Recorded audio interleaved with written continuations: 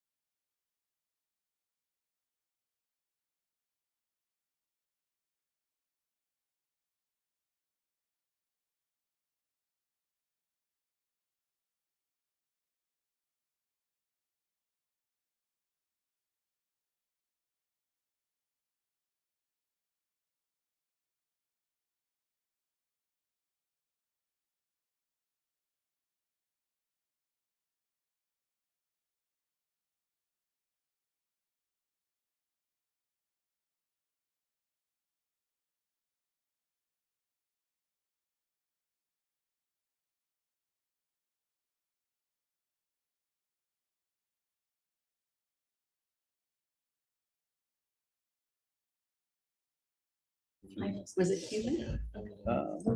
How muggy was it? No, somebody We're right on the lake. felt bad for us, so they cut us some paper so we could put them up in the window. I like So it. I happen to have some Need to look at packing tape in my blinds. car, We're going to. so we just, Beginning of The, October. Stone property. I'm hoping it's gonna be cool down and not Oh, yeah. nearly That humid. forest. oh, Oh, Fred I knew. didn't like all the A sun. couple years ago, we went back there. They were worried about us, actually. I guess this time. Oh, it's They very said, please thoughtful. give this to your wife. Very thoughtful of them. Okay, are we ready? All right. Yep. Let's go ahead and bring our joint planning commission and city council meeting to order for this August 25th, 2025. We're a little late. My apologies, technical difficulties. Let's do roll call. I'm going to have everybody just go around the room. Make sure you speak into a microphone when you say your name and if you're here. Go ahead, John. I'll let you start. Hey there. Hey, we're going around the room doing roll call. We're going to start with the planning commissioners. Go ahead. John Grodenis present. David Mills present. Torrin Nielsen present. Frederick's present. Tim Eastridge here. Fred Cuthbertson here. Is that it for our planning commissioners? That's it. Okay. Councilor Myers, why don't you go ahead? Harry Myers here. Dan Sheets here. First thing here. Carol Williams here. Mark Murray here. Brian Ray here. Online, who do we have? Cindy Evans here. Thank you. Administrator Fiorelli here. Councilor Linder. Oh, she got, okay. Gotcha. Okay, and then Dawn, you're on as well. Can you hear me?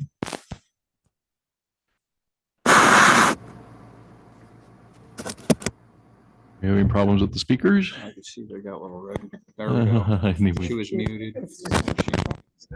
Okay, You're good. so who on Zoom can hear me? I can. Okay, you're really low. There she is. Okay, I can. okay, good, thank you. TJ, can you hear me okay? Yes, Mayor Sheets, I can hear you. Dawn, can you hear me? She's got herself She's muted. still muted. She might be Okay. double muted. I don't think that's Dawn. You don't think I have The this? city of Monroe. Oh, there she is. Okay, we're gonna proceed. That's fine. Okay, so I'm looking at the agenda here. So we've got review, discuss, deliberate, and vote on the following topics. So the first item on the agenda here is code enforcement policy. And it is, let's see, it's 3.1.1, which is discuss appointing Mark as code enforcement officer. Okay, so resolution rights to write tickets. Okay, so TJ, did you want to give us a little more information on that one? Yes, Mayor Sheets. So let me just double check and make sure. Can everybody hear me okay? Yes. Yes. Yep. I'm going to put my video off. I seem to hear better with it like that. We'll see if the bandwidth improves. Can you still hear me? Yes. So, yes, what I'd like to do is begin by just discussing some of the challenges that staff have been experiencing over time. I think that this predates certainly my time here at the city, and I suspect that some city councilors and planning commissioners could speak to some of the challenges that we do see, such as vehicles parked on easements, particularly those needed by public works. Vehicles oftentimes will block mailboxes. We've had a couple of calls like that just within the last few weeks. And this rises to the level of being an issue that affects people if they have medication that they need to receive at their mailbox or important mail, and more importantly about just the character and look of the city, especially as you get onto roads that are more visible. Under home rule authority, cities in Oregon can create and fill positions like a code enforcement officer through ordinance or resolution. The municipal code, if it's created, has to define what that officer's authority would be. So that could be to, issue citations, abatement notices, or even administrative penalties.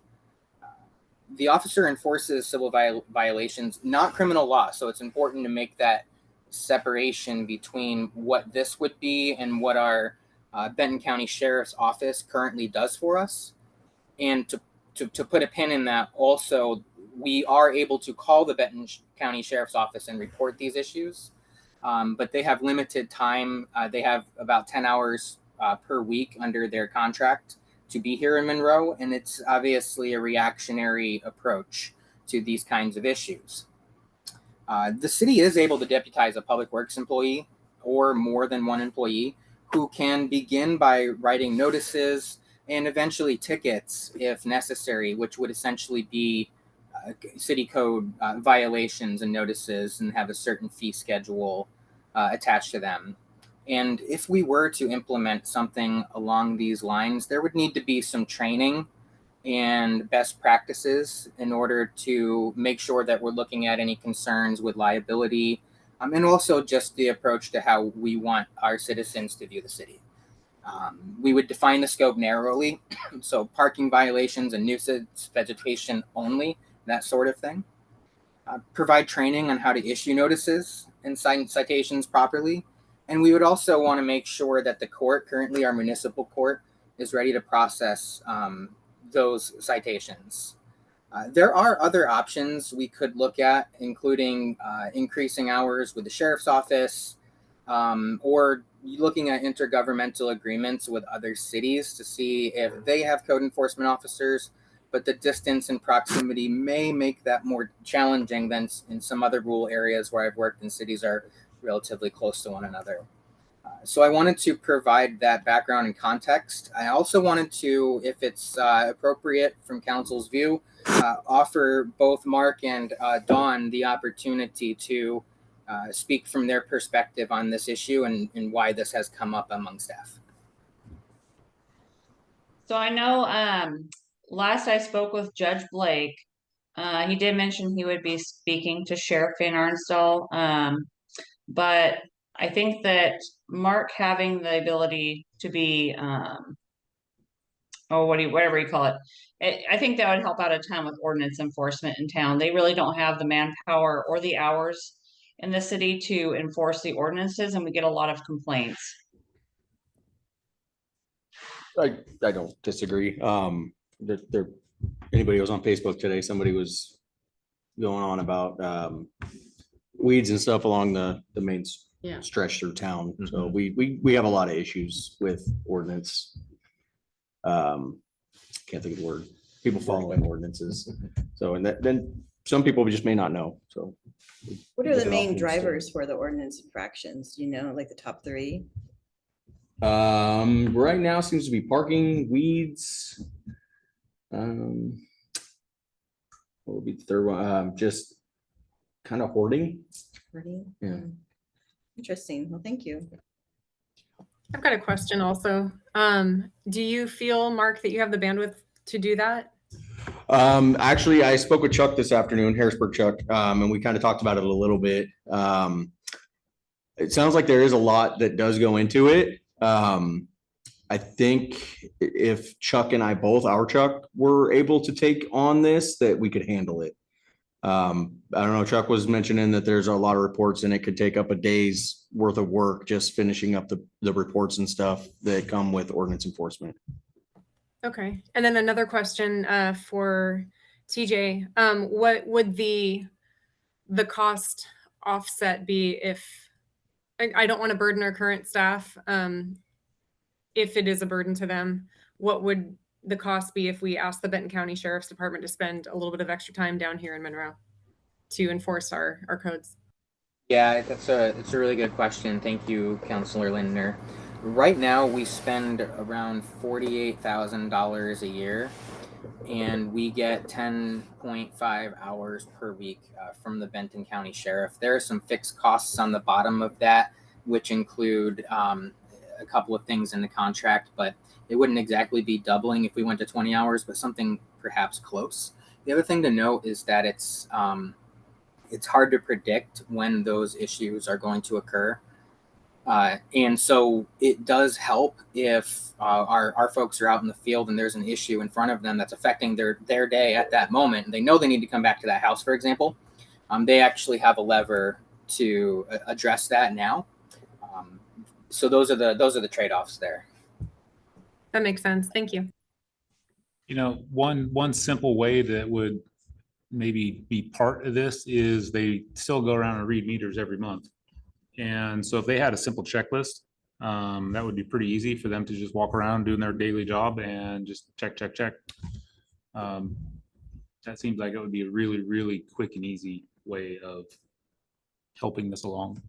I also like that idea because it seems to me if you had a checklist that this was an infraction, it would give them at least one warning that we're onto it. And I think that that's a good thing. What is the impetus of Benton County Sheriff? Just enforcing the code? Is that the impetus behind it? Yes, that is correct. Currently, our contract with the Benton County Sheriff is that they provide 10.5 hours to the city, and that includes enforcing these types of codes. I want to venture to say, though, that perhaps the council's intent with the Benton County Sheriff's time is to look for those kinds of issues that rise to, unfortunately, criminal issues or other things that we want to keep our neighborhoods safe from. And so if they're looking at these kinds of issues, it might split them away from those larger issues, if you will, or at least focus their attention away from that if they're looking at code enforcement. Councilor Cuthbertson?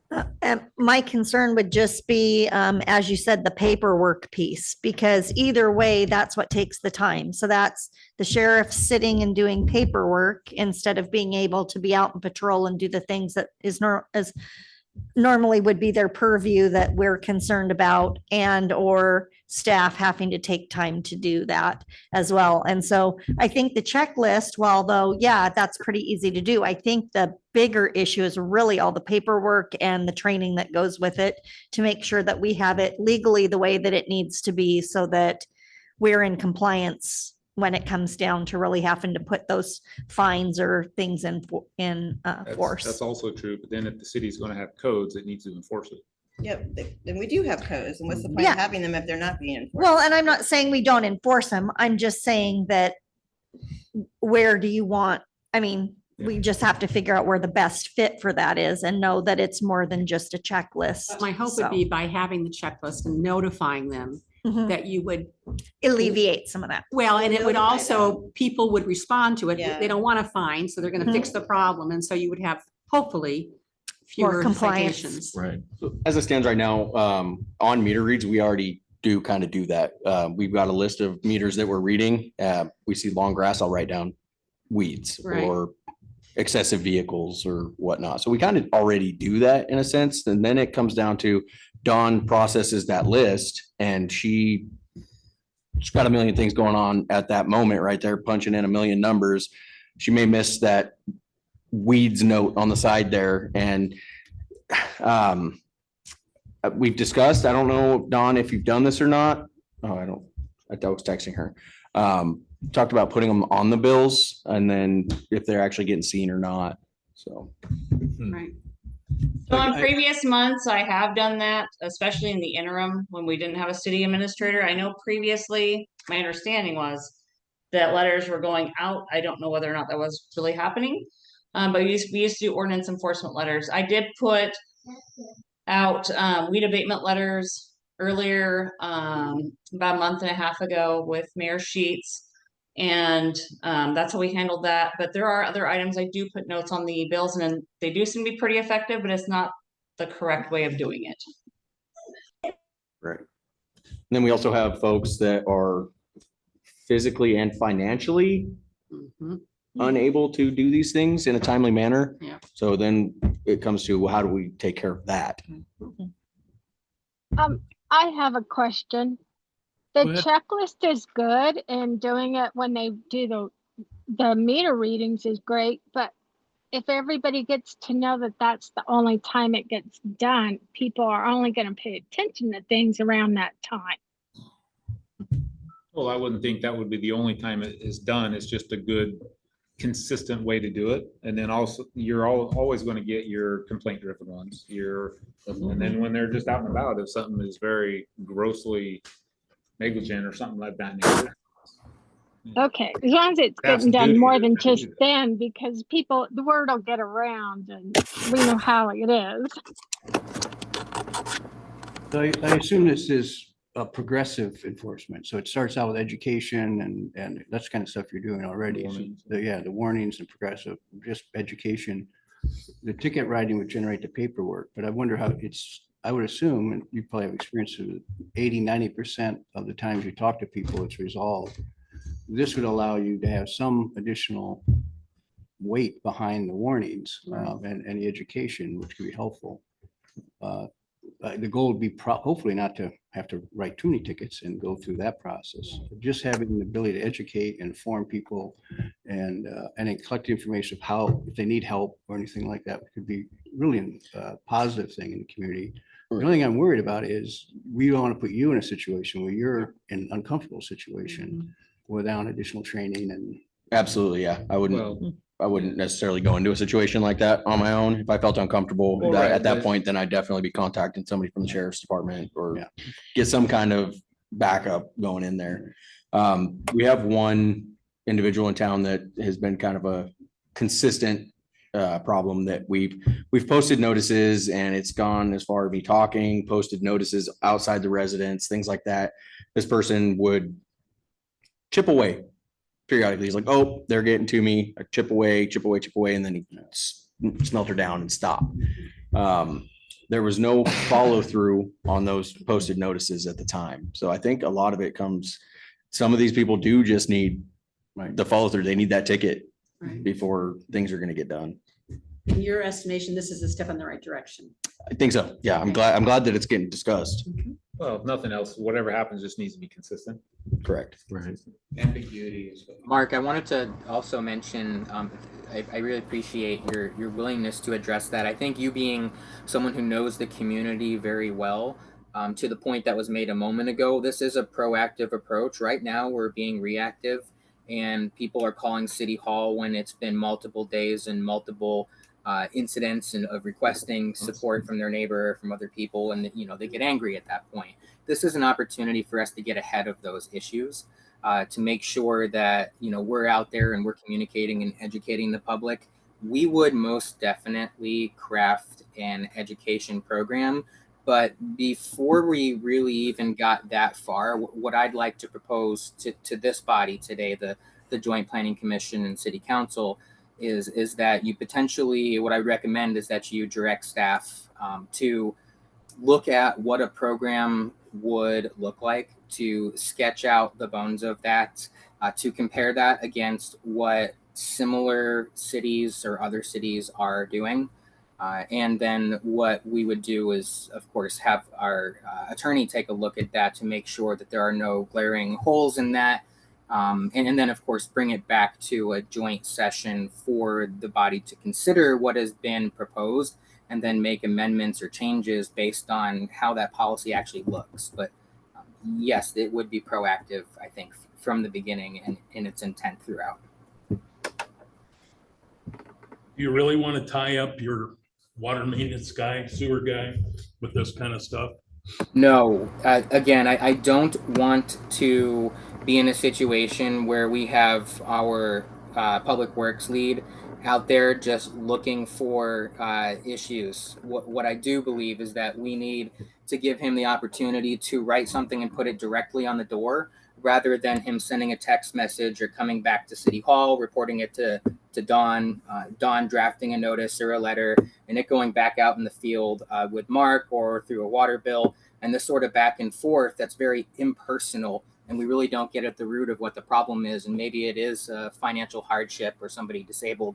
So it gives us that opportunity to knock on the door or to put a notice on the door and say, hey, what's going on here? Can we help you out?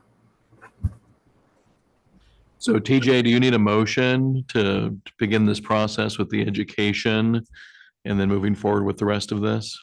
Yeah, I'm looking for a direction for staff to craft what a program might look like, and again, go through that process I suggested a moment ago, and then bring it back for review. Okay. You looked at other cities to see what their programs are all about? That would be for one of the first steps in developing our own program. So it would really begin with looking at what other cities have done, identify what our needs are, and what the actual types of issues that this role would be in charge of addressing, and then crafting a model policy to bring before the council, and then of course having legal review to make sure that there's no issues there. But it certainly would begin with what have other people done? What can we beg, borrow, and steal from other local governments that can help us be better from the beginning? TJ, I've got another question also. And I support having this activity done by a local staff person. It makes way more sense than having somebody from the Benton County Sheriff's Department or doing an IGA with Junction City or somebody or Harrisburg. It makes sense that the people who know the town the best and are moving around town the most frequently are doing this, and I support Mark doing it. And Dawn, I guess I'm wondering, what would the additional workload be? And some weeks, another 5% of time for Mark, another 10%. Like, I think we just need to be prepared to pay overtime. I'm just wondering what that might be, if you can guess, or maybe Mark can offer what he thinks it might take.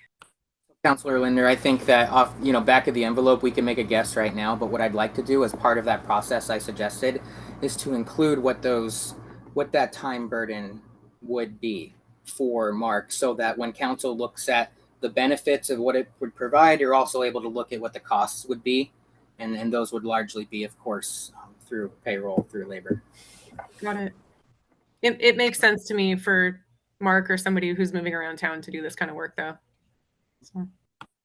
I don't think you're going to know what the time commitment is until you actually start doing it.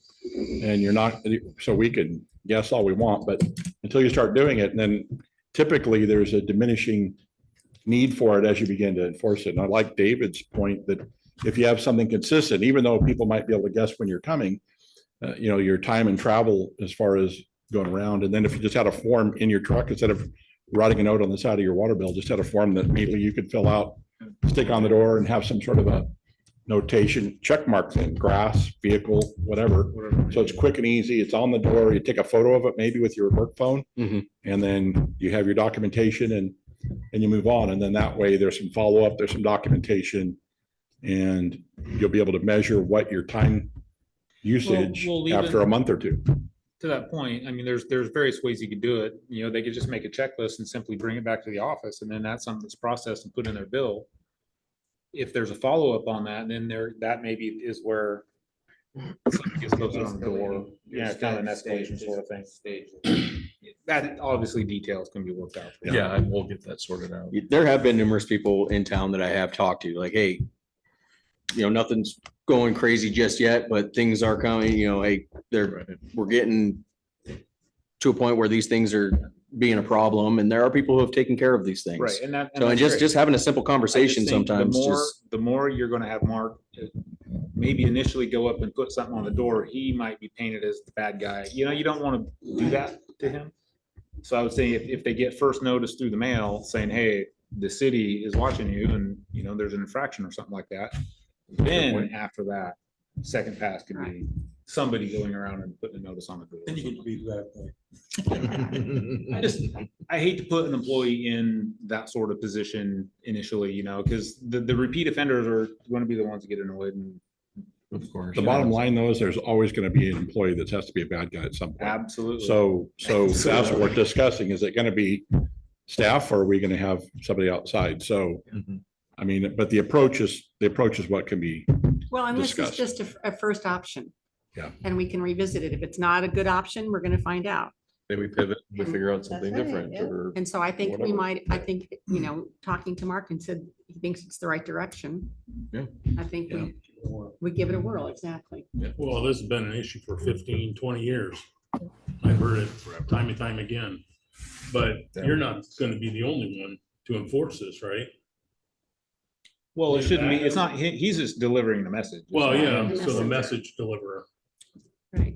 Okay. Right now, that's what it sounds like. Right. Yeah. Well, I like that. Give them a notice first. Yeah, ultimately, at the end of the day, the city's going to be the one enforcing, not just one person. Right.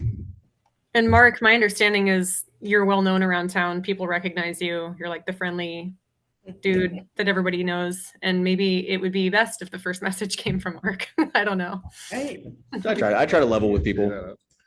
Go ahead. Counselor. So I just have a procedural question. So as we move forward, since we're a joint planning and city council meeting, is this a decision that the planning commission needs to make to What this- get to us? No, Or we're just how do we throwing. vote, or what do we do with this now? Like, So are if the we supposed to council be so wishes- voting, or- Thank you. If the council so wishes, you can direct staff through motion if you choose to begin the process of crafting that program for review by this joint body again. But because Planning Commission is quasi judicial and provides recommendations on land use to the council, it would be a council motion if any were made. Okay.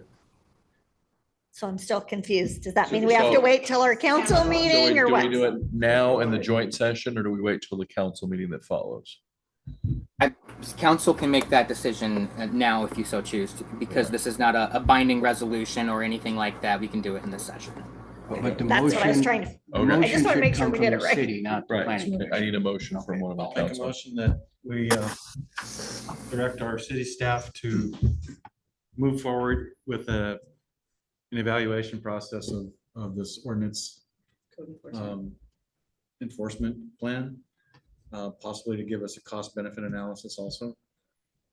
I have a feeling that okay, that's the motion. I'll second. And I had a comment. Go ahead. My comment is, I have a feeling that the time was gonna be a wash. Yeah. Like Fred said, down the line, it's gonna be a wash. Because you're not gonna be going back and forth a lot. You're gonna be able to do point notices right there. And I think that'll save a lot of time. Like you said, the paperwork's probably the biggest time, but instead of going back and forth, you got time, you got resources that you're expending going back and forth. I think it's gonna be a wash as far as cost. You already have fees set up? How you're gonna find these people? That would be a question for TJ. I thought we Should did. have a fee We schedule. developed. Yeah, we have a fee schedule somewhere. I thought you worked on one.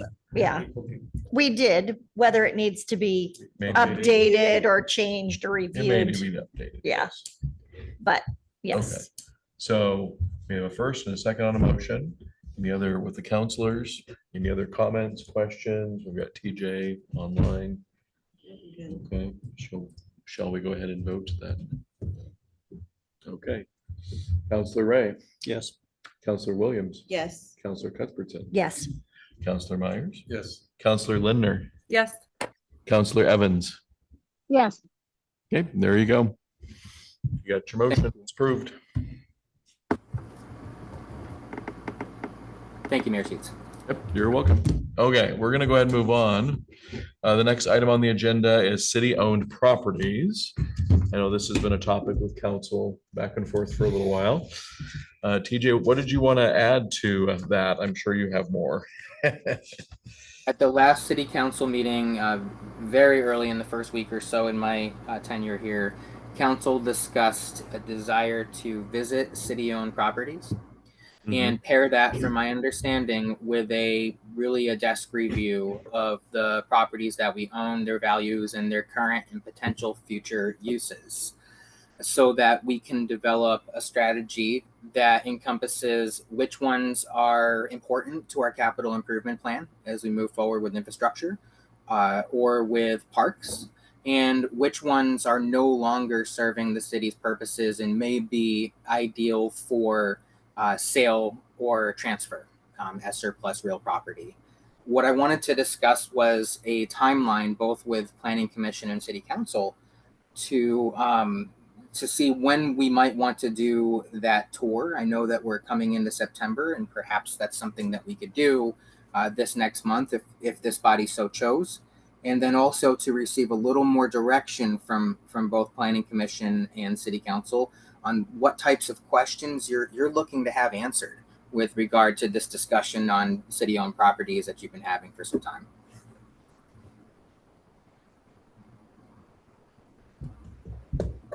I think the sooner we can go, the better. and that we need to be making some decisions so that we can move forward with our other things that are pressing the city. And if we are selling our city-owned properties, where is the money going? Yeah, it was supposed to, originally when we discussed it, it was all supposed to go towards our water. Right. Just want to make sure that question is clear. Clearly Does answered. it need to be in a CIP? I would prefer it to be the week of September 15th or later. I'm making my way back. We're currently in South Dakota. Oh, you're getting there. Yeah. Yeah, few snafus, but yeah, we're making it. Okay, good. Hey, TJ, does the sale of these properties have to fall under a CIP like SDCs, or is it something that can be flagged immediately for the water plant? The use of the funds has to be identified. There is flexibility in what the use of the funds are, and that they are not as restrictive as like SDC funds are. You don't have to allocate it to SDCs at all. And it does not have to be part of the capital improvement plan, although as has already been mentioned, that really is our big ticket item at the moment. Yes, We're looking at the spring properties, correct? I believe that's All, correct. yeah, all the ones That that and- we had before that we toured. And the haunted house, the former haunted house Some property. of us have never toured them, and it's hard to be on city council and make decisions when you don't understand. what That's why we're gonna. Right, go. and that's why, that's my Get your driving eyes on them. force. Yeah, yeah, Yep. so that you guys can be updated. Yeah. Unfortunately, we've been doing this for several years, so it would be really good to update it and actually do it. Follow through. Yes. There was a bunch of property for sale at one time a few years ago, correct? Say that There one. was a significant amount of property for sale a few years ago. What happened with all There that? still is. That we have the We're- list. We still All have, of- we still have a lot of property. It just wasn't listed for sale. I think we were waiting to get Yeah, it was actually- appraisals. That was the intent, but it never. Right, happened. it never was. So I do like the approach mentioned by the city administrator of evaluating the property as its potential of value to the city in the future as Yeah. a capital tool. So in reviewing all the properties to look at, that property, which it kind of clearly does not appear to be an asset that could be further developed in the future. But be careful about liquidating assets that could be very valuable in 5, 10, 15, 20 years from now. So that's probably be an evaluation process to make sure the city retains, kind of limited resources that we do have that could become incredibly beneficial in the future as the city grows or as the city meets new needs. Right. So I I just- appreciate that comment of evaluating, and be sure we're not giving something away that could be incredibly important to Well, us. we're not giving it away. No, yeah. Selling it now when it turns Right, out to be and I know worth a what you whole mean, lot yeah. more to us course. in 5, 10, 15, 20 years. Right. But basically, it's like getting everybody back on board again, because this was already done once. Yeah, it's been a few years. And then ago. nothing happened. Yeah. So we need to try to do it again and actually follow through this time. But I think that piece of evaluating the future asset was missed in that first go around. It'd be nice to see it. It was just put all in one bundle and it was gonna be all Is go that- sales. It was discussed, it just, we didn't have planning commission involved, but it was, the Right. council went through and we talked about all the different things on the property and if we could use them or not use them. So there was a lot of deliberation with it at the time. Are we gonna be involved in this go around or? Well, I think the planning commission should be, because we're talking about water sources, potential water sources. Well, John Correct. brought up a great point of looking into the future and stuff like that. So Well, it's kind of our wheelhouse. And I know that, so I think the only time I took a tour was before anybody else on the council was on the council. And most of the counselors at that time were just afraid of getting rid of any water source. So that's why it didn't move on back then. Right. The only one that we could get rid of was the haunted house, because that water has arsenic in it. Mhm. Well, and So- there's also a piece down there that's kind of landlocked, correct? What's that? There's a piece down there that's kind of landlocked. Both the springs are landlocked. Yeah. Well, Right, so- and then also it was like, how do you get the water from there down here and Yeah. it being cost effective You and don't. how much they're Yeah. running and, Yeah. I mean, there was a lot of factors brought in. Could we start, like, if the planning, speaking for myself, if we're gonna be involved, could we start with just a somebody send out a map of all the properties, just an inventory on a little map. I know we have the inventory list. I know what a lot of it is, but I think it'd just be great for everybody. I don't know if we have a map of all of them, but we have the addresses. Right. And the So other thing we that's a need, start. right, but the other thing we need to be careful of is that there's a few of them that there's like private property to get to them. Oh, I'm So not- we I'm not don't looking want for to have permission. like I'm not 20 going looking. people going up. So we want to make sure that people know that. I want to pick this. So. Just a table that has a photo and some more. And I think, especially at the spring properties, I think we actually do have some pictures. I think we do. And I think we had reports done on. Is, On all of them. Todd and Amy still willing to trade? So I don't know if we can do a trade or not. That's another thing to Yeah. consider as well. Yeah, we're in not all of sure. this. Yeah. So So definitely that something to needs a consider. lawyer involved. It's Oh, I- likely that it might be even easier to trade, frankly, than it Yeah. would be to sell. That's, Mhm. that's actually the. Yeah, I don't know what all the laws and what the city has to abide by in the process for, disposing of property. That's, I don't I know if don't we know can if you've trade been or up to the not. Springs, but a lot of that big timber is rotten. Yeah, I think there was Not a. very good. I think there was a report There's done on another that. consideration. It's not just about rotten timber. And I feel like I know this is a good time to talk about it, but there's also a better time in the future after we've had all the properties looked at closely. Right. There is old growth on some of these properties and some people want to protect it. Remember the people came out of the woodwork the last time it tried to get sold. Yep. So, I remember. I'd And I like to support them, recommend. just saying. Oh, yeah, of course. I'd like to recommend a process where I believe that Planning Commission should really drive this process and feed information to the City Council by way of recommendation.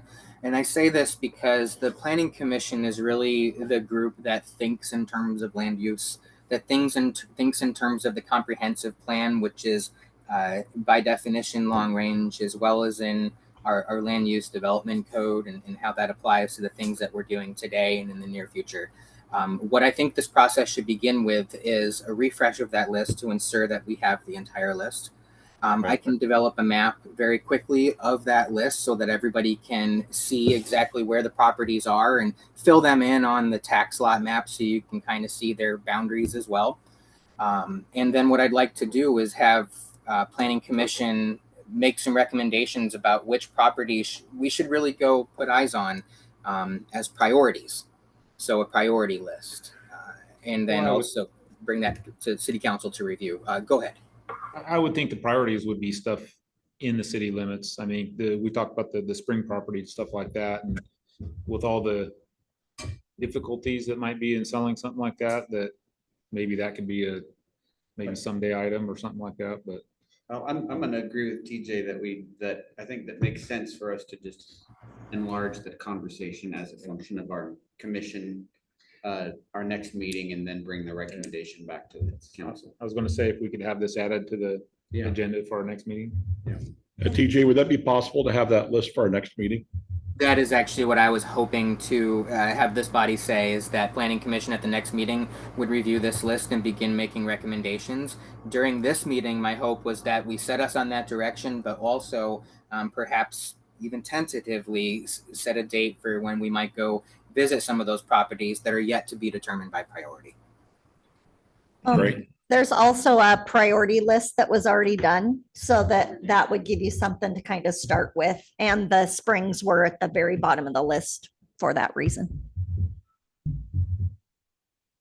So do we want to go ahead and decide on a date now, since we've got everybody in the room right now? Almost everybody. Not a weekend. Got it. Okay, so Counselor Evans, you said after September 15th, correct? That's what she said, yeah. Okay. Yes, sorry. I Okay. had to get back to you guys. I'm using my phone. Okay. I'm just looking at my own calendar. I have the 17th of September open. It could be something like 6 o'clock. I think That's we'll the one still. day that doesn't work for me and I'd really like to go. Okay, of course. Okay, Can I so ask, Do you guys want me to attend this as well, or TJ, were you gonna take them? I'll attend, but Mark, I think your knowledge is invaluable, so I'd love it if you could. Okay, so in that case, I am gone September 7th to the 19th. Okay, I'm all right, so that Pushes week's us to the out. next week. Okay, so the 22nd is a city council meeting. Yeah, and that's a good point. Council Ray bringing up is if we need to split it up into a couple different groups, For time I think we frames. could make that work. I've just got to go down to Coronado for my 2-week play Navy stuff. Okay, And all of September will not work for me. All of all September. of September? No, all of September. We have a big shutdown in September and Okay. hunting season. So That's fun. Oh, boy. you know what I'm talking about. I know what you're talking about. Half of September is gonna be that. Then we're probably gonna, Early October. What about, first week of October? That's why I was suggesting splitting it in a couple groups. That way you got people that can do it in different times. So.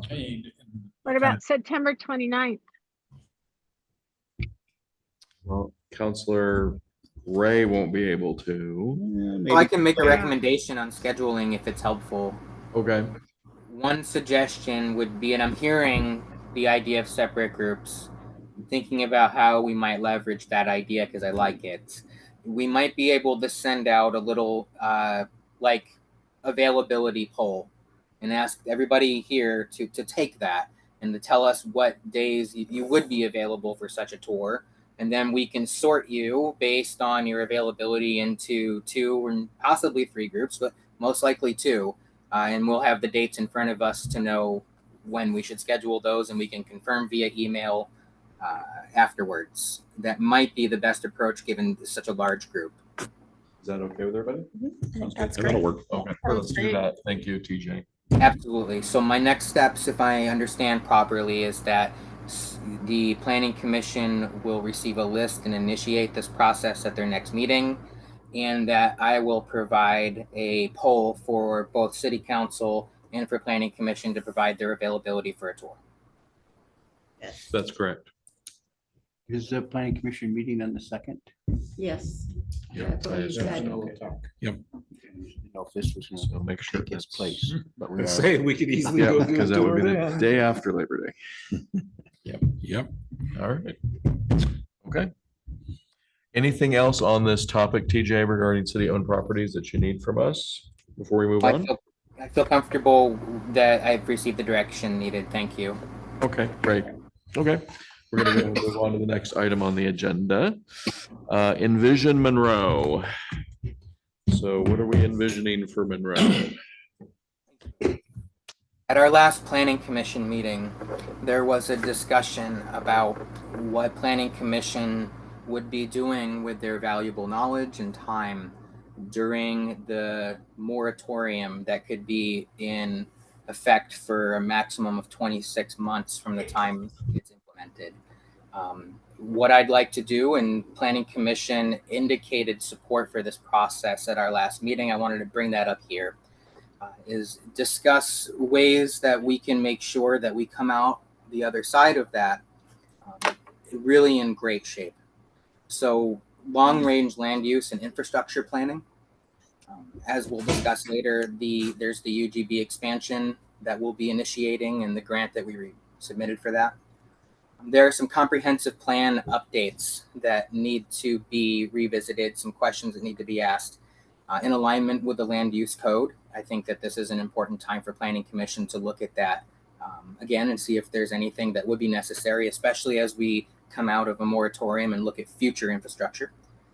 And any new policy areas, housing affordability, growth management, future urban reserves when we do expand, as well as I mentioned, infrastructure coordination, so water and wastewater improvements, where they'd be located, how that might inform some of the city-owned properties that we may or may not want to hold, and how we understand those infrastructure investments and how they might shape future growth.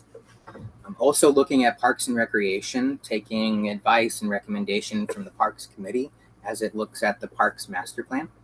And so some collaboration between that committee and the Planning Commission, particularly as we again look at UGB expansion, where would parks go? Where might we see more parks or expansion of parks or greenways? I know there are some multimodal paths that have been developed through planning exercises in the past that we may want to revisit. And then also funding strategies that might tie into both infrastructure and parks. We want to revisit Goal 10. So looking at housing policy and strategy, especially with the radical number of legislative changes that have happened over the last couple of years. Many of them are affecting small cities like us. How does that work with our current land use code? There are some changes we will need to make. And how do we make sure our comprehensive plan is in line with that? And then also just visioning and community engagement. What does the community expect us to look like in 20 years as we're going through all these big changes? What are our values moving into the future and priorities? I know many of these things are already really well defined for many of you, and I think it's helpful to revisit those and reiterate them. But then also provide some training and education to planning commissioners, especially those who may be new. And we can talk a little bit more about that on the next agenda item, because that is something that we're going to discuss then.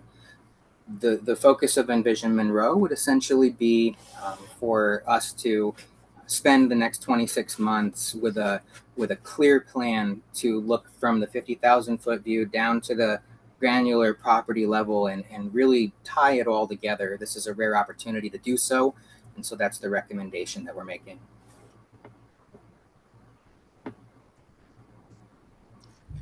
Thoughts? I'm in agreement. We have the time right now. I think it's time to focus on some improvements and plan review, definitely. We need to get our ducks in a row so we can move forward with that water. Yeah.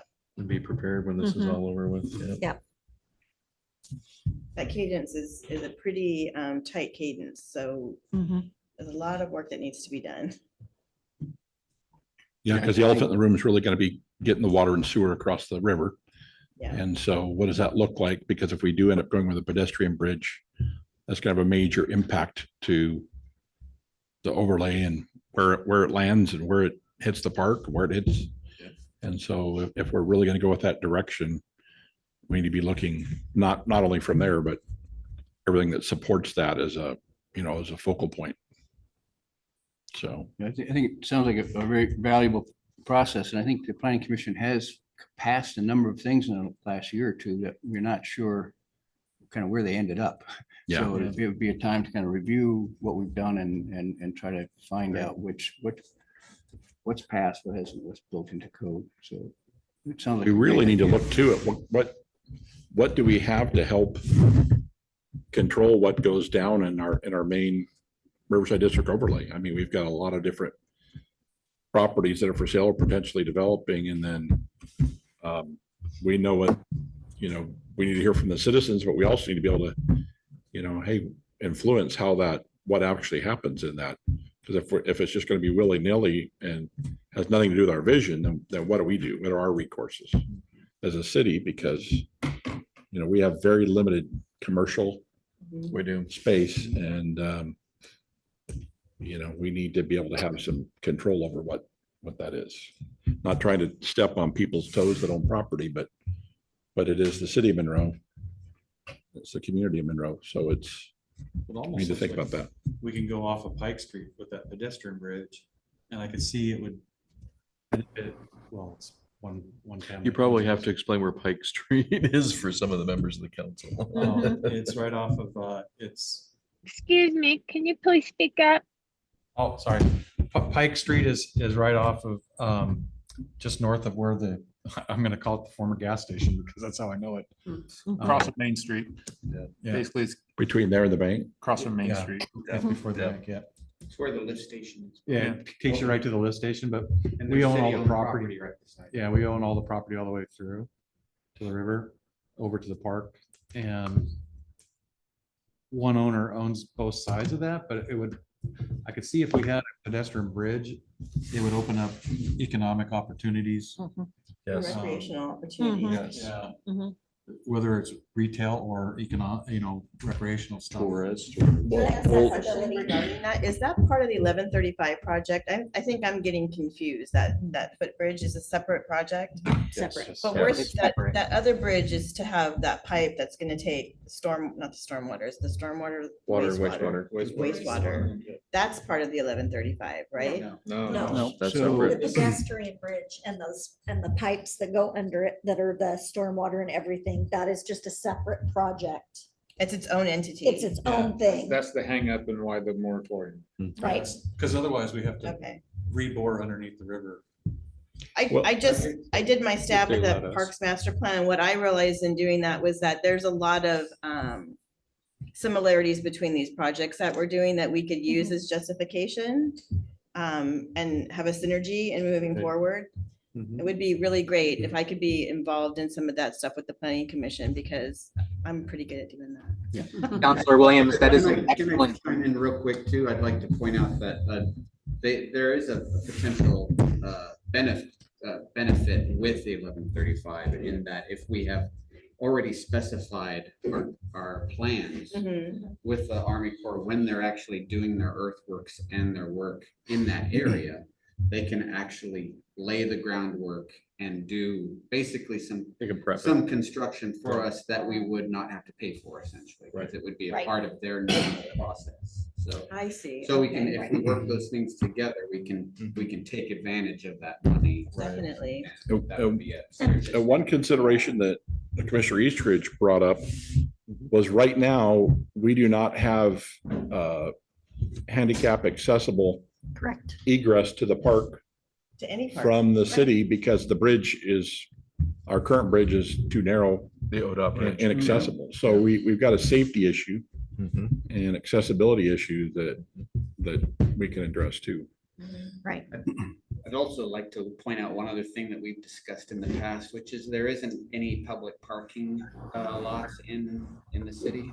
And if we were to make a small park or something in conjunction with that gateway to the other side of the, Mhm. you Right. could also, right there beside the bank, if there's some way to swap with Todd. Todd just wants a nice parking lot there, so you could have Painted line free right city parking and everybody wins, and it could be Mhm. a really nice kind of keystone for starting to set the template for what a new vision could look like down there. I got a question on this whole line under the water and the bridge, the 1135. So is this kind of like chicken and the egg? Mhm. What's got to come first? Oh, yes. So just a quick, some background, because it does sound like it's tied Well. together a lot. So touching on what Torrin was saying, we raised money to do the analysis of, could you build a bridge across the river? And that was located at the spot we've talked about because it was city-owned property on both sides, and we didn't want to pay for analysis that impinged on private property. So that's where the initial engineering study was done. The goal was to move quickly with that. We were on track to do that because we wanted to do the work. We wanted to have that design in place when the Army Corps was here doing work because of potential benefits of that happening.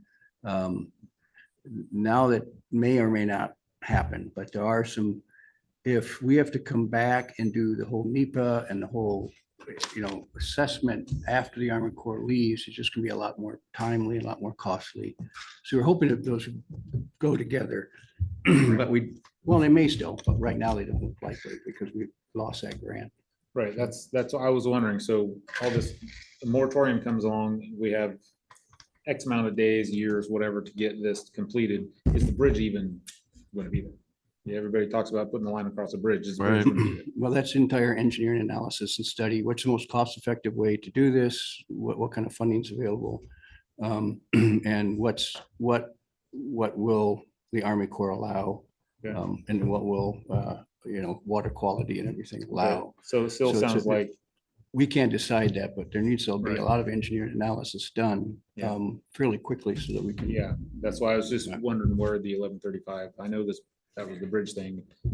And then this new thing. Yeah, there's no funding in 1135 for a bridge, Mhm. but it was always included as a preferred outcome, but would have to be funded outside of the 1135. So that's the, maybe the dream. Right. Like this would work out cohesively or just happen this way. The reality is it will be whatever is deemed necessary to get the line across the river. So Right. that may be a pipe bursting and just replace the one that's there.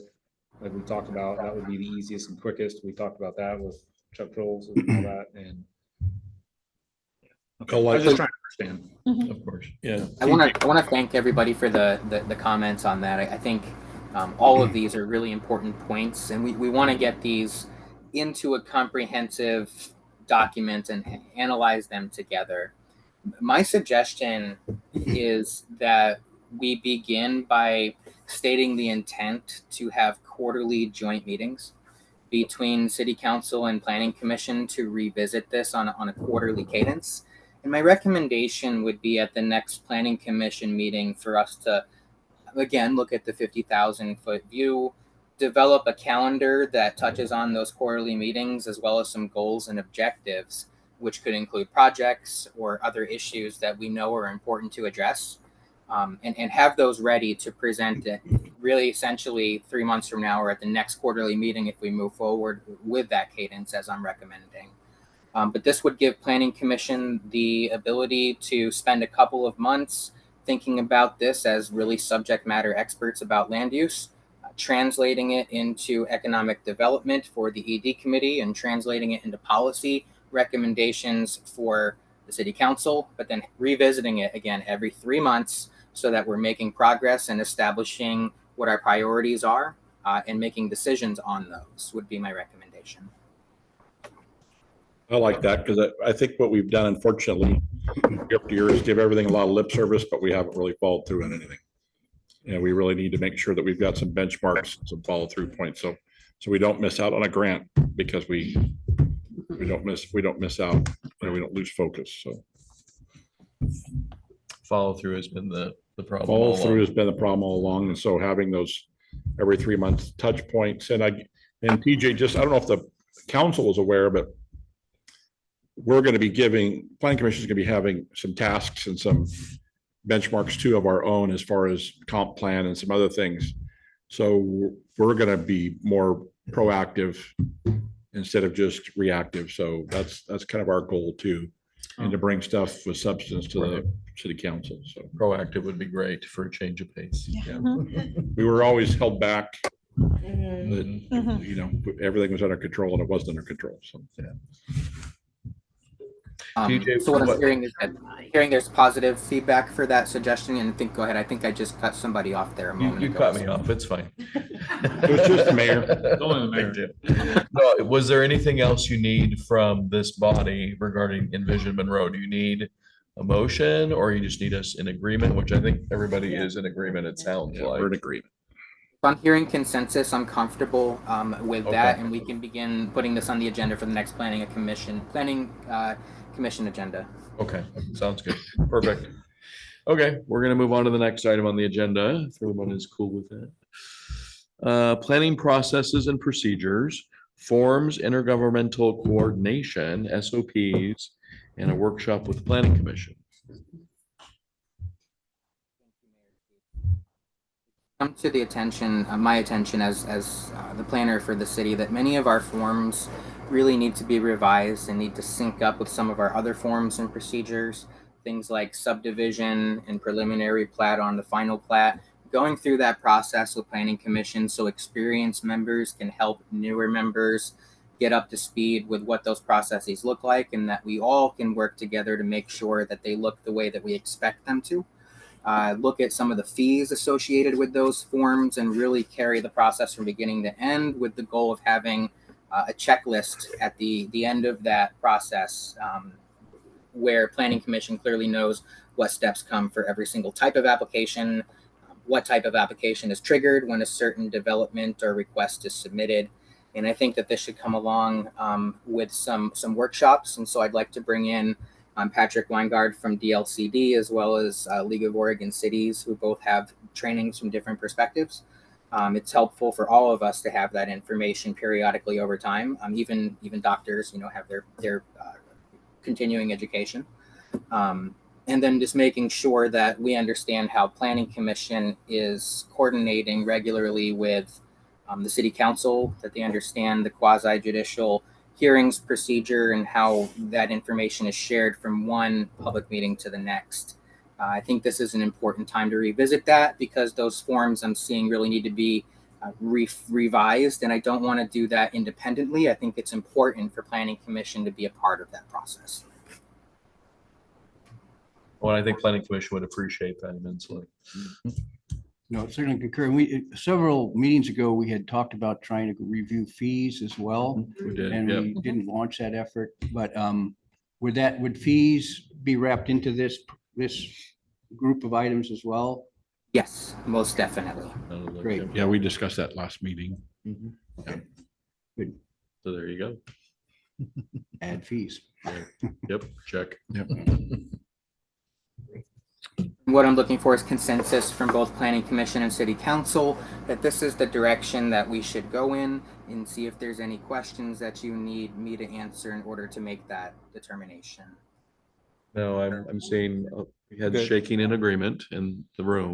Yep. I support it. Good to move forward. Absolutely. I think we're good. Let's move forward. Also Okay. wanted Go ahead. I'm sorry, I interrupted you. Jumping ahead of you, I'm actually I need to wait for you to call the agenda item before I speak about it. All right, the next item is Planning Assistance Grant, DLCD. Go ahead. Appreciates my apologies. Oh, you're fine. I am providing for the public's benefit as well as the benefit of Planning Commission a copy of the grant that was submitted to DLCD. We requested $48,000 to bring a consultant on and support the process and initiate it by the city to expand the urban growth boundary. There is some question remaining about eligibility, which we will work through with DLCD. And we will look at the process of expanding the UGB, which should take approximately about a year. My messaging currently to inquiries that are typically property owners interested about this is that we might expect to have applications open by the end of the year, beginning of next year. And there will be a 45-day window for them to submit those applications. The process by which we review those applications is what we're asking for money to sketch out alongside a consultant and DLCD. And so we will wait over the next couple of weeks to learn what the results are from DLCD on this grant.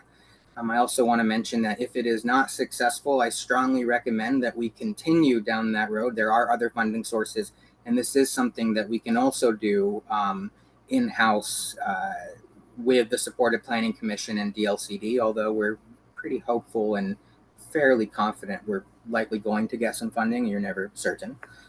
But I wanted to make sure this was presented for this body today. TJ, I've got a question on it. The grant looks great. It looks like it provides a lot of financial resource. Do we have a fund somewhere magically to come up with the local contribution? And I don't mean magically sarcastically. I mean, do we have can we use SDCs toward it? Probably not, right? Because it's not a system, but do we have a little stash of cash somewhere? Yeah, so staff time would be part of that. And so Okay. my time supporting the project is part of that local contribution, the in-kind. I don't expect this to really include any actual dollars from our budget. Awesome. Okay, thank you. Good question.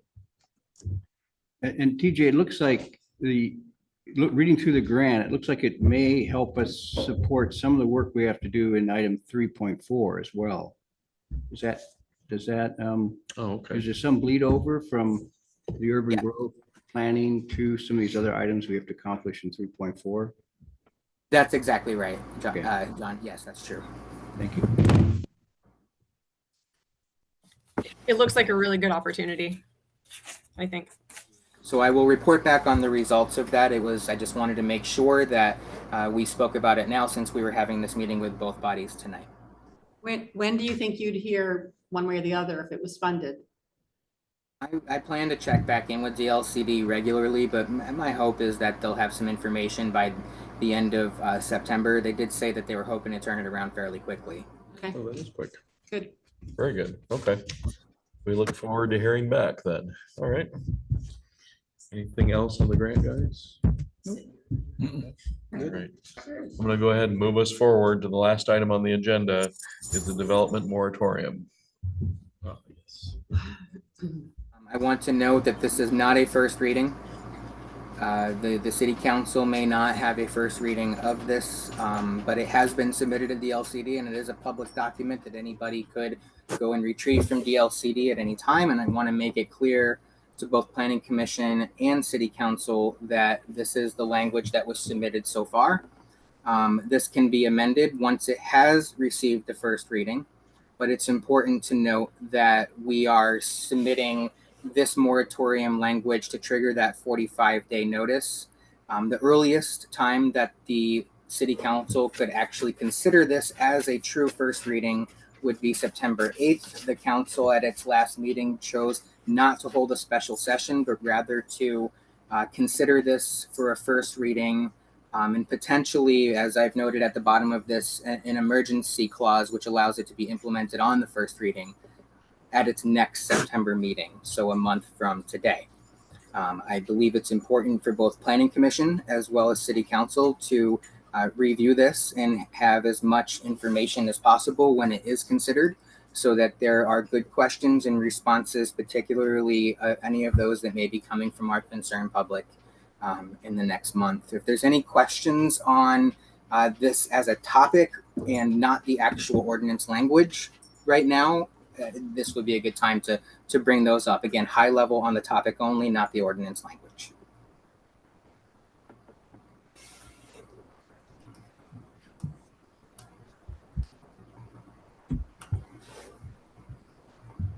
Any other comments or questions for TJ regarding?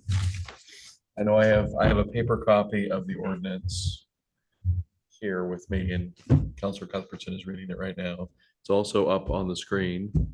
Don has got that. If you can read it. A lot of whereases is. Yes, well, I'm surprised. It's like the proclamations. So the timing would be, it would be presented formally at city council at the next meeting. And the vote could not take place for 45 days after that. That is my understanding. No. So that would The be. 45-day clock began when I submitted this. Oh, that was like the fourth or fifth day I was on the job. So the earliest time the city could actually consider it is September 8th. That's when the 45-day clock ends, but you've chosen to wait just until your next scheduled meeting instead. Okay, understood. And public input would be at that meeting? That is correct. The council has the decision to declare an emergency and implement it at the first meeting. You also have the right to have a first reading and then a second reading at the next meeting if you feel that it's important to get more public input. So that is the decision of the council. So we can have a town hall then? Yes. That's what I would suggest we do. Because the thing was, we had to at least have 45 days. So we wanted to be proactive and get started on the 45 days. It can be longer than 45 days before we enact the moratorium, but it can't be less than. Right. So we thought that moving forward in good faith, we should get the 45 days rolling. But we still have some slack on when we actually put the moratorium in effect. So it doesn't have to be, that's just the soonest we could do it. Right.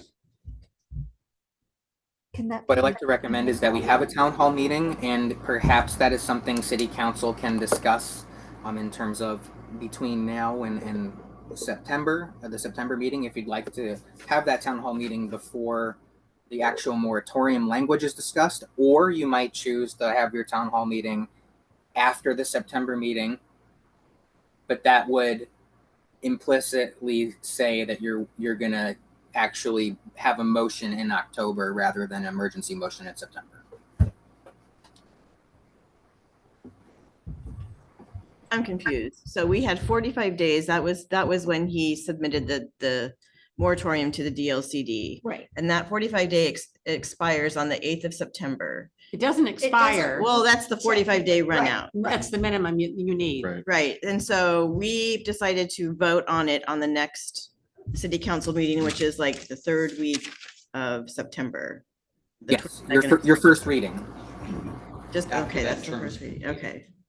Could vote on it if you so chose. If you as a council feel this is such a drastic, dire issue that you need to enact the moratorium sooner rather than later, you have the right under law to declare an emergency and enact it on that very same meeting that you have the first reading. That's not always recommended, and it's also not the typical practice of councils. Usually, you'll have a first reading, and then your following public meeting, you'll have a second reading. The way we are right now, as we stand, we are pretty buttoned up, right? Meaning, I'm From a sorry. planning perspective, from like builders coming in wanting information. I mean, we're not moving forward right now. If there's small amounts, those can still move forward. We just can't do any of the larger projects. Was like- And Like anything that had three or four. paper already could, I think, And move like a forward. Am I flashing correct? warning light to Right. them, But not. But our thought process was to hear what the engineer had to say when he came on and how our DEQ went and all that, so that we would have more information moving forward. Right. Well, we have the DEQ knowledge now. Right. And we've had some assessments that have taken place as well from not EPA, but what is it? Or No, the water Who treatment. just came? OHA. Big 4 hours. That was OHA. OHA. Okay. So, I mean, we have some pieces of the puzzle. I'm just trying to figure out the timing. The timing it's oddly worded to me. So I would strongly recommend a town hall meeting. If the council thought that you might want to declare an emergency at the September meeting, then you may want to have a town hall meeting between now and September.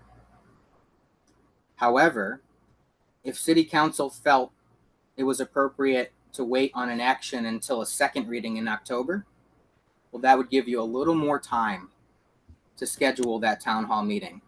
In any event, I strongly recommend that city council have that town hall meeting with a good enough period of time before the actual decision date so that citizens can provide questions and feedback.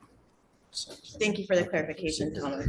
So will the city council have additional information from an engineering firm about capacity and the importance of a moratorium? Yes, I would expect within 30 days that, because our engineer will be on board ostensibly following our next meeting and an action that is taken to enact that contract with them. So yes, I would fully expect them to have that information about capacity back at the envelope, capacity calculations ready to justify a moratorium by September. And that capacity will take into consideration both wastewater and drinking water production? That's correct. So it would make sense to me that you should wait to have your town hall until you get those additional findings. Correct. So that you can really button up your presentation to explain when somebody says, Exactly. why are we in this situation? Because So we we, really can't plan it until we have. Right. yeah, till we have the That's facts great. to present. We don't have the Exactly. facts to And- present yet. And you're assuming the engineering firm, whoever will be able to turn that around that fast? If that is not the case, then we will inform council of that prior to the next September meeting, but that is the expectation. They aren't looking at the granular level, they're really looking at the capacity, the system's capacity, and looking at inputs and outputs and determining what is available for the average house or development if it were to be added to that. Also like to just propose that in the meantime, there was a little bit of a dialogue about this when Chuck presented his initial findings, but we should I think as a whole, as a group, really have a good shared handle on why we are in this position. So initially there's a question of why isn't this showing up in our comp plan that we had this capacity issue at the time when we made those plans? Because there is a plan for the sewer capacity that was done at some point. So why was there a misunderstanding at that time? It would be worthwhile for us to just have some sort of forensic concept of why we are in the situation we are. I know, I'm not trying to make any excuses here, but if my memory serves me right, a lot of the problems, if they did the studies during the summer, we didn't have the INI problem, and it's the INI problem that really takes us over capacity. Well, that's a good answer. But that's just my suggestion. That's just a guess on my part, based on what I've heard in the past, but. Well, it'd be good if somebody. Excuse me, what's the I&I problem? It's infiltration and, I can't remember. It's excess water getting into the sewer lines. Like, Inflow and infiltration. yeah, Yeah. that's it. Rain, groundwater, rainwater, Winter. runoff. Mhm. So Thomas, just so I'm clear, when does the 26-month completion kick in? After the second reading, or So don't we have a 20 deadline of 26 months once we do, and that time clock begins. That 26 months is actually two pieces. It's a 2-month period and a 24-month period. The 2-month period is how much time we have to develop the corrective action plan. So that is to tell OHA and or DEQ on their respective system how we're going to fix the problem after defining it. That's the 2 months. And then you're allowed up to 4 6-month moratoriums, totaling 24 months after that. That clock begins after the corrective action plan is approved by the respective system. It's possible that OHA could approve their system before DEQ. So it's actually quite likely that they won't happen on the same day. So we'd be tracking essentially 2 timelines, but ideally they wouldn't be too far apart. Okay, so we don't have right now we don't have a date of when that clock starts. Correct, because they need to approve the corrective action plan. What we do know is that a 2-month clock will start once the moratorium is approved, if approved. And that 2-month clock is the time in which we have to develop the corrective action plan with the engineer, with numbers, and both in terms of units of flow as well as dollars, how we're going to fix that problem. And we have 2 months to come up with that plan and to submit it. And I don't know how long they'll take to approve it. Okay. I have another question that's maybe a potentially stupid question, but who's gonna come up with that plan? Our engineer will Our develop that. engineer, because he's gonna look at flows and rates and all that good stuff. Okay, That's correct. got it. No Thank stupid you. questions. It's like, sometimes it has to make sense in here and it's hard. You assume, you don't want to. Yeah. You want the right answer.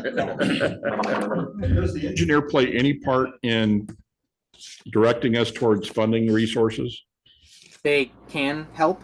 However, we have recruited some support from the nonprofit sector, as well as from our state and regional partners. I have been very busy in the last several weeks making sure that those pieces are in place, and that largely includes discussions with our economic development agencies at the federal government, the EDA, and at the state government, Business Oregon, all of whom have heard me sing the woes and issues that we are facing, and they are ready to support us.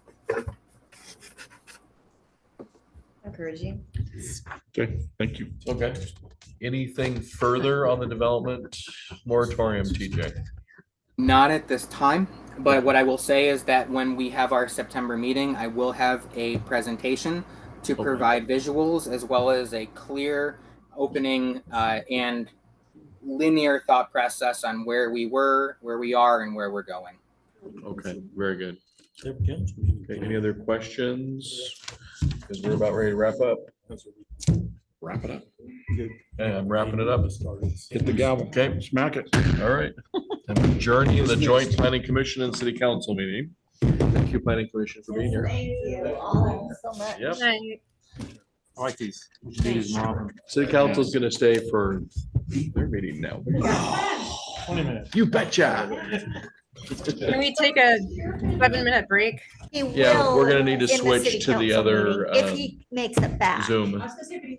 He probably had a call. That's what happened. So we know that it's subject to him being able to be here. It should be the same Zoom meeting. Yes. Yeah. So I'm gonna go ahead and have the They commissioners submitted a excused and then we'll recording. start the Yeah, council we have meeting. access to it. Excellent. And this is the same link. Will remain on this link here. He just Okay, says very good. checking Thank in you. With us, but if Can some, we take just like a 2-minute break so I can grab a snack? Or Yeah, a it'll bathroom probably, break? it'll probably take me that long to kick out. I mean, idea. let the commissioners leave. Take 5 or so minutes. Go ahead and mute this. Sean, go ahead and mute it. Thank you. I do for regulatory and like the medical device industry, food, beverage, all highly regulated industries.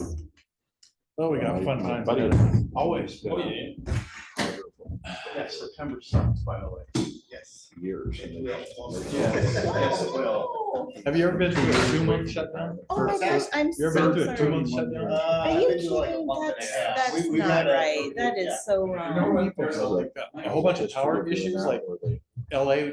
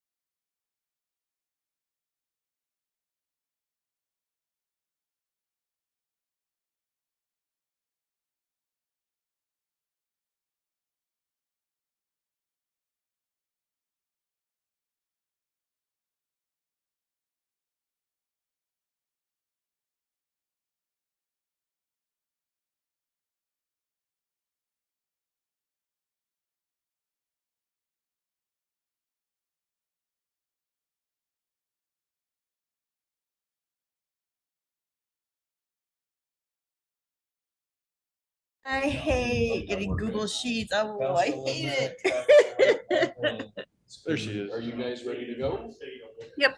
Yep. Okay. This is not complete. Counselors No, in the and room, that's are you fine. ready to go? It is. I mean, this first few pages are just kind of like the basic. Right. Basic, you know, blah, blah. So these are. Then And then these are your. I did- If I am needed, yeah, I will I did find be some available of by the phone. things, Take care of a that couple things. and Chris from the Rare program did. And these are some of the things that were the 3 pages. big takeaways from. Okay, great. Not that we have to do any of these, this is just like compiled it all Okay, together. everybody has their mics back on. Because Yep. if it's Okay. in there, we.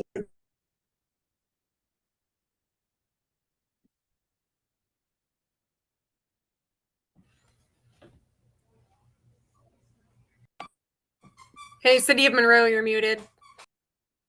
I was gonna say the same thing. Yep. This is just basic. I I'm can waiting for a add couple more stuff counselors it to based finish on their what- conversation. Okay. They're live on their You microphones, want me so. just to call you? I know they are. So the charts So this is the planning framework. This is the matrix of Okay. criteria.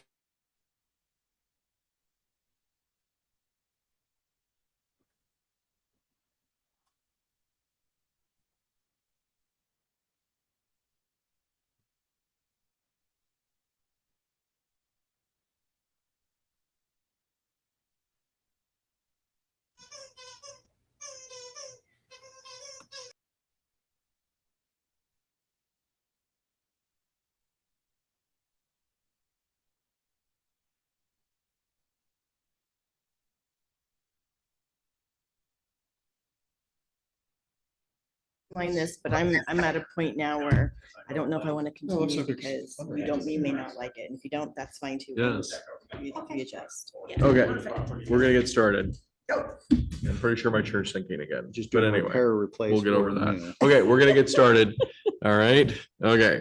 So I'm ready, bringing our city council meeting to order for August 25th, 2025. Sorry for the late start, folks. Let's go and do the Pledge of Allegiance.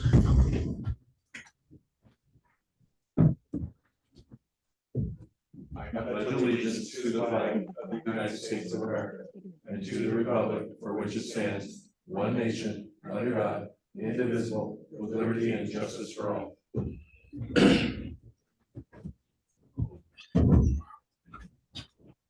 Okay. All right, let me go ahead and I'm gonna do roll call next. Counselor Ray. Here. Counselor Williams. Here. Counselor Cuthbertson. Here. Counselor Myers. Counselor Lindner. Here. Counselor Evans. Here. Perfect, great, thank you. We're gonna go ahead and dive into public items and comments. Can I have one of the counselors read 2.1, please? No, I can't. Okay, sorry. I'm assuming we all have paper copies. The public comment period is designed to gain input from the public. Public comment is not intended to be a dialogue between the council, staff, and any other person making a comment. Any person who raised a question during public comment should rest assured that the city staff is making a note of your question, and the council and staff will work together to identify the appropriate city official to follow up with you directly. Perfect, thank you. Do we have any public comment this evening? You have 3 minutes. All you have to do is come up to the podium. Hopefully that microphone is turned on, and if it's not, we will. Identify yourself, and you have 3 minutes. You have a public comment, sir? It's gonna take a lot longer. Okay, we'll catch up with you after that. All right, we're gonna go ahead and move on. Okay, so we've got staff reports, updates, and presentations. Our sheriff's deputy has stepped out, so we'll circle back with him. Water, wastewater, DRC update. Chuck is not here. Mark has left as well. I don't know, we talked about in the previous meeting about the moratorium and some other things regarding water and wastewater. I don't know that do we have any questions? Do we need to bring Yes. Mark back here? Go ahead, TJ. I can mention quickly two things. First, I think we We covered in really good detail the primary issues that were being addressed at our last meeting with regard to water and wastewater. There is one note with regard to TTHMs, just providing council with notice that a notice was sent out about an exceedance of a pollutant. However, I want to make sure as a second piece that beginning next month, all departments, and that really means Public Works and Finance, will have a report that's included as a summary in writing for the council to review prior to the meeting, and that will be accompanied by Mark's verbal report as well. I gave him the option to leave early this afternoon if he so chose, because he had been here for the whole Planning Commission joint meeting, and I let him know that I felt that we'd be okay without a report this time. That's fine. Yep. Okay. I think we're okay. Mhm. Sounds like Yep, to move on. sounds great. So we're up with the city administrator report. So that's you, TJ.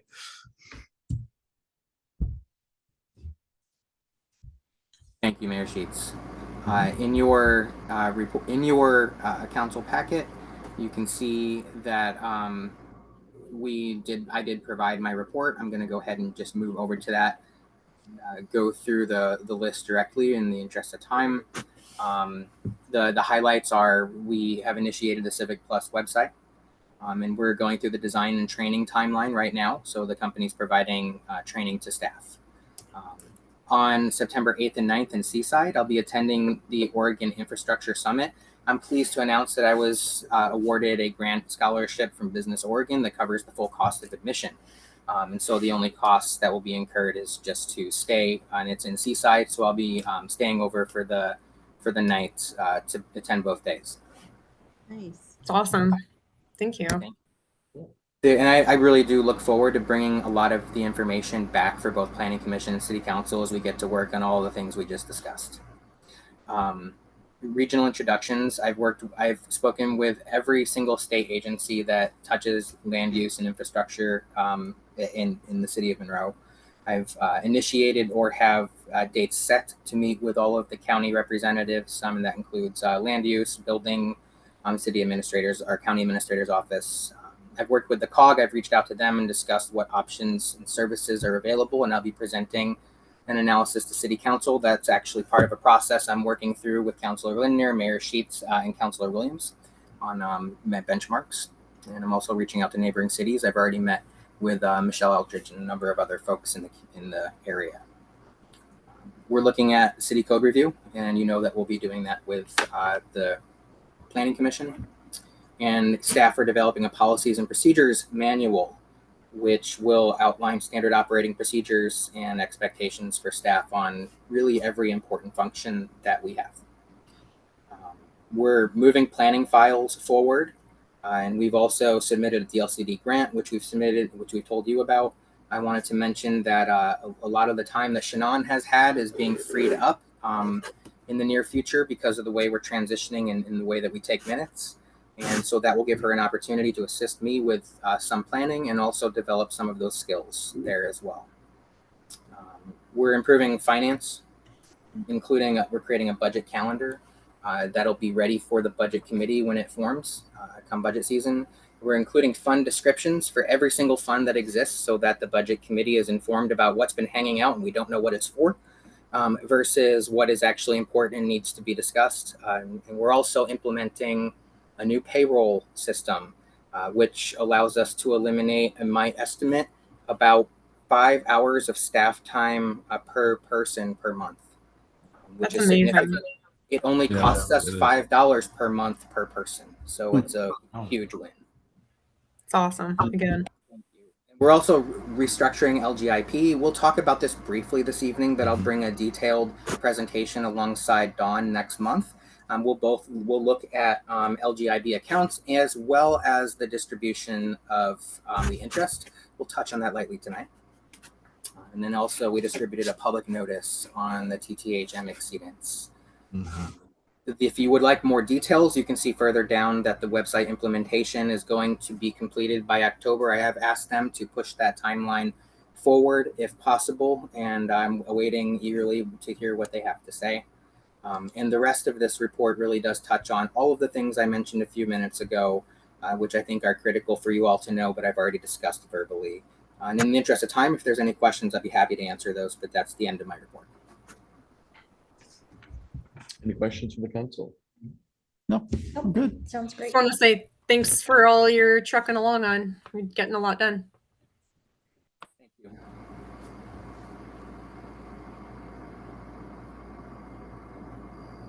We still have you, TJ? Yes, yes, I'm sorry. I said thank you.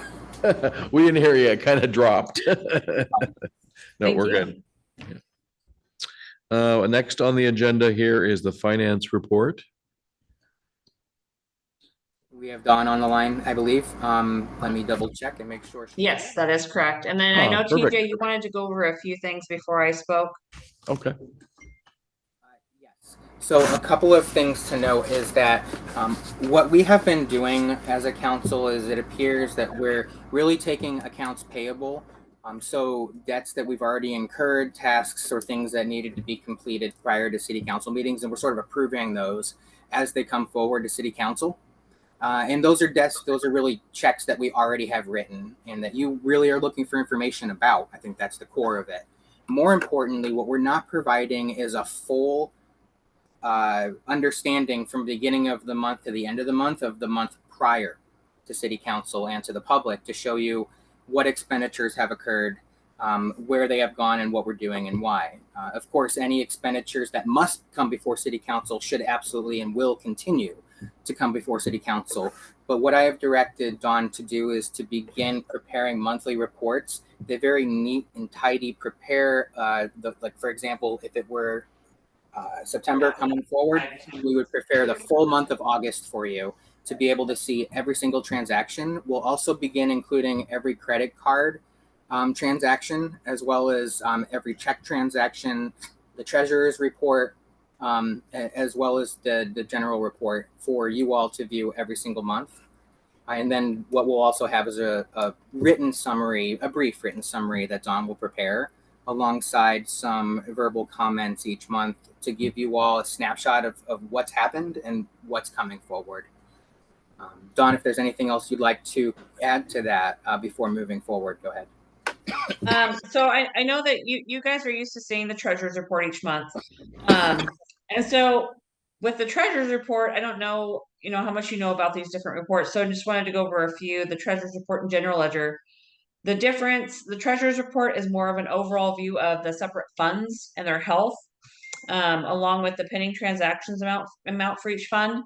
You can see the revenues versus expenses totals on each of those by the fund. The difference with general ledger, so that's going to show a more in-depth view of all the transactions, including transfers between funds, journal entries I may have to make on occasion with auditors directive, and then withdrawals and deposits into the different accounts, primarily from Express Bill Pay to Umpqua.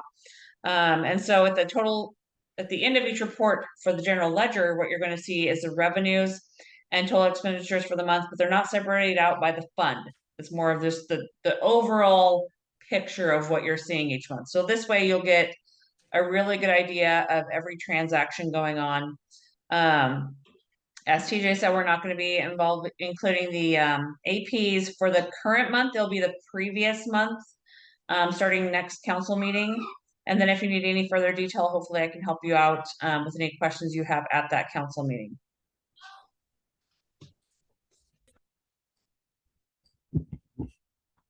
Any questions? So Go ahead. when we do the voting on the financials, then we're voting on the previous month that's already been done. So if we disagree or need to recuse ourselves or something, it's already done before we can do anything. Correct? TJ, do you want to chime in on Or that? if we have a question or there's something that's an issue, we'll be a month behind if we catch it at city council meeting and. I totally get what you're saying. Yeah. Okay, good. I didn't know if I was completely misunderstanding or what. No, you have that absolutely correct, but I want to clarify that this is specifically for accounts payable. So these are things that you either have already approved previously, or these are things that we have administratively approved because they're under the threshold and required for the standard business approved by the budget in the beginning of the year. This could be things like the the wood chips, for example. Right. For the Right, playground. but if we have other things that are coming up and we're signing checks, like we think we can just sign these checks, so we're signing checks. Then all of a sudden, a month later, somebody goes, no. Then who's on the hook for that? I don't want to be signing for something that we're not agreeing upon, or find out later that something like, I have a business. So for instance, I have a business. What if my business provided something for the city? So I need to recuse myself and not vote on that, or there's a problem with it or something, and we're like a month behind. So thank you. These are payables that were already approved administratively. And so the approval of them again as an accounts payable is really duplicative and not necessary for the auditors. What we do want to do is make sure that you know exactly what expenditures have occurred. But when we present to you with an accounts payable, it's a debt that has already been incurred. So we couldn't take it back. We couldn't go back to the vendor and say, we don't want that anymore, please take it back, right? We have to pay that. But it's important that we make sure that city council is aware of every single, it could be a debit card or credit card transaction, but more importantly, it's probably something like a vendor who needs to come repair a pipe or something along those lines. So I'm just wondering why we're even voting on that It then. gives us the opportunity to direct future actions. Yes, that is correct. And anything that is a future action, of course, comes before this body. When you sign checks, you're signing checks for debts that have already been incurred. So we definitely are reporting those to you, but we couldn't take them back. Yeah, and if we pay a debt and we disagree with it, we could say, we don't want to do that anymore and give them direction. I mean, that's why we're reviewing them after they're paid. Right, you question these, you ask what they're for, and then that's where you can say, and oftentimes we went with a vendor, you might ask why we went with a vendor, or why the decision was made to have that expenditure for $500, and direct staff in one way or another. But those accounts payables are already payable. What I want to do is make sure City Council has a full month in front of you, because what we haven't done thus far is been able to show you a full month from the beginning to the end of what's already occurred, the financial health, where we stand following that month, and why we made the decisions that we made for full transparency to the council. I think it's important that we begin providing that. That is the typical process that municipal governments have. And I think it's really important to follow that same process. And of course, as I mentioned, all expenditures that must go through City Council, which is many, will always come before City Council. So that is not in question. And just Councilor Cuthbertson, for tonight, I did include the reports that you are used to seeing. We do have the accounts payables paid and the ones that are pending for the checks to be signed off on. So for tonight, you do still have everything you're used to seeing. We don't have a full month of the treasurer's report and general ledger because those are just to date for August. Yeah, well, unfortunately, none of us have the paper copies in front of us, so we're just watching Shannon scroll. So it's not doing us any good tonight either, just like last month, so. No, you're fine, you're doing fine, you're doing fine. Yeah. So. Yeah, right. Yeah. And if there are certain, perhaps if there are certain sections, like if you really do want to see the financials on paper, that's something that can be requested. There was 100 pages for tonight's meeting, so we were really trying to I totally understand. My only Yeah. concern is that I don't want to agree to something that I haven't seen for 2 months. I have a hard time voting yes and agreeing to something that I haven't seen for 2 months. And that's the only problem that I have with it, to be honest. I get the saving the paper and everything, but that I have a hard time saying I'm cool with that without knowing what I'm cool with. Yeah. Yeah, the new website, all I can do is get up to June's agendas. I can't. Yeah, I couldn't get to any of it tonight to get it open, so. And that's what I was counting on tonight. Am I still gonna get this email to me? What email? This whole agenda for tonight? Yes, this agenda was sent out and there wasn't a link there was a link within the email that was sent to everybody. I never even got an email, so I'm not sure Yeah. which email it got sent to, My so. email didn't work. And my links never opened, but. So I don't even have I don't have a city email, so it usually goes to my personal email and I didn't get any email that had a link in it. Yeah. So. My apologies. I was not aware that this did not make it out. Just a quick, if which counselors were able to actually receive this email and agenda. I did. I Counselor did. Williams. I did too. My I did. apologies, sincere apologies to folks who did not receive it. You must not have received the other email as well. So I want to summarize that here. This one was sent by Shannon. And what we're offering is, first off, we've reestablished mailboxes for all counselors inside of City Hall. If you choose to have a printed agenda, we will print them for you each month and have them available in your box 1 week before the scheduled meeting. So all agendas will be prepared and out 1 week before the meeting, and you can come get those in person if you let us know that you would like that consistently. Also, we created a link because this file was just too large to attach to an email, which is why that's how it was sent out. With our new website, which is could not come fast enough, this will be significantly improved with regard to accessing the documents. And again, my sincere apologies during that transition. For those of you also that did not receive it, if you could please let us know what the appropriate email is for you. We're actually creating a spreadsheet with all of the updated information for all the counselors, including phone numbers and emails, so we can contact you regardless of what it is. It may not be an agenda necessarily, but if we need to get a hold of you, we need to know the best route to do that. And yes, that's as a secondary email. We'll have counselor emails buttoned up here. That's another issue. We're almost done unraveling. We have staff figured out. We have some counselors figured out. I'm sorry for those that are still waiting. But to Don's point, if you have a secondary email you want to give us, let us know that as soon as possible. And we will have your city emails established as quickly as we can. What's going to be the format of the city email? Is it going to be first name dot last name or? That's correct. Okay. Yes. Okay. Now, it's my understanding that we should not be using our personal email for anything to do with the city, that gets very muddy. Is that still the situation? Because I don't have a backup email. City email that is used to discuss city business becomes a public record. Us sending you an agenda is not something that would be a requestable record. There's no information there. In fact, the general public is on that same email. If you were to reply or discuss city business or have questions from your personal account, that would absolutely be a requestable record under Oregon public meeting law. But otherwise, no. I just want to make sure that our new people understand that as well. Are there any further questions for me before I? That's right. Sorry. Go ahead, Are Dawn. there any further questions for me before I jump off? I think we're good, Don. I Thank don't have you. any, thank you. Okay, thank you. You, Don.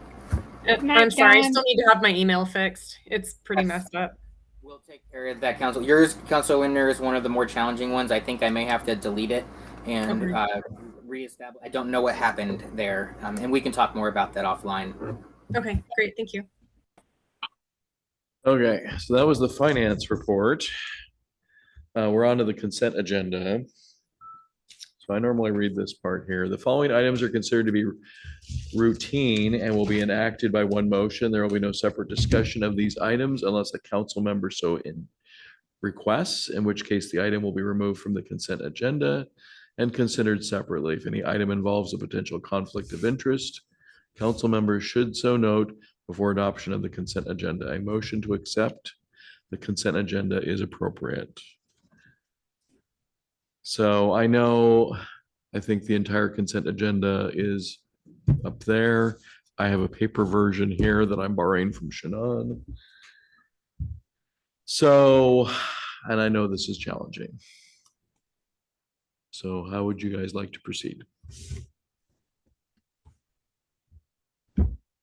don't really have a choice, do we? We're Can going, we table it and then vote on it for at the next meeting? What's the concern with the consent agenda, if I could ask? We just can't read it. They can't I see see. it. Yeah. Essentially the minutes for the prior meeting. Yeah. There The isn't minutes. anything else in there, so if you want to table that until the next meeting, where it is clearly alongside the minutes from this meeting, we could do that. Yes, please. I would like My that. apologies. Either that or put a caveat to your consent. Saying, Can't you read it through? reserve the Yeah. right to edit. Might as well get her next week or next month. Okay. I mean, aside from that, the consent agenda, I mean, there's the bills, but it sounds like we aren't, I guess I'm confused myself. Consent agenda typically was the minutes and it was the bills. Right. And so what about the bills? We've talked about what we're gonna do about the minutes. We'll save that for the next meeting. That's fine. But I would recommend that as part of the consent agenda that you could, if you'd like to approve the financials, that makes sense. What I wanted to make clear is that you'd have a finance report from Dawn next month. Right. But we're still including the financials as a component of that. So Right. your consent agenda would include the bills. Okay. At least for this month, anyway. Okay. So looks like I need to have a motion. Motion for what? Is this a motion for the finance report or just the bills themselves that are part of the consent agenda? I believe it's just the bills that are part of the consent agenda this month. Oh, so that we can sign the bills that need to be paid. Correct. I'll make a motion that we approve the bills with the caveat that we inspect them again next month. I mean, obviously we post writing the check, but. True. second, Okay. All right, any other comments or questions on that? I know this is a little confusing and I apologize. Okay. We ready to vote?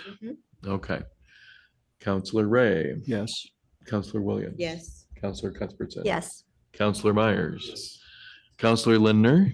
Yes. Counselor Evans. Yes. Okay, thank you very much. Mayor Sheets, may I add one note? Yes, please. With regard to the bills that you're signing for tonight, I just want to reemphasize again that if you could not choose not to sign those are debts that we've already incurred. So the fact that you're voting here is sort of it's a procedural step, but it's not a required one by the auditor. That you couldn't choose that you simply don't want to pay this one because we've already, like I said, incurred that debt. That's why we've made it clear that you have the full month prior. So while you're signing checks this month, you couldn't choose not to, even if you wanted. And then what we do is we capture those in whole, so you can see the entire month from that 50,000 foot view at the next meeting. So I wanted to make that clear so folks just knew what we were doing and why they're separated. Right. Got it. Okay. All right. Well, I think we'll go ahead and move on then. Thank you for the clarification. I appreciate that. So the next section of our agenda is business and updates. First item in that section is Safe Drinking Water Revolving Loan Fund Amendment number 01. So let's see here. What do we have going on with that? This is an amendment to a grant that we had previously received. This extends the completion date to October 2nd. And it gives us the ability to continue spending those funds. It's the $50,000 that's a pass-through for the Long Tom Watershed Council as a component of the, as sort of a component of 1135 project, not directly tied to it, but part of that whole same project from our perspective. This extension allows us to make sure that we are able to report and complete this grant as expected by the agency. Okay. Okay, I see right here. Okay. Seems pretty straightforward to me, but if there's any comments or questions on that? Do you need a motion on this one? I would assume that we're gonna need a motion, yes. Can we just see what the number of it is? Because I.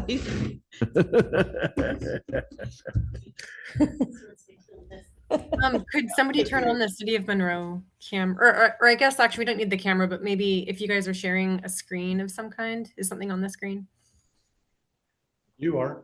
Oh, okay. There's not like a document that's No, being no. Okay, got it.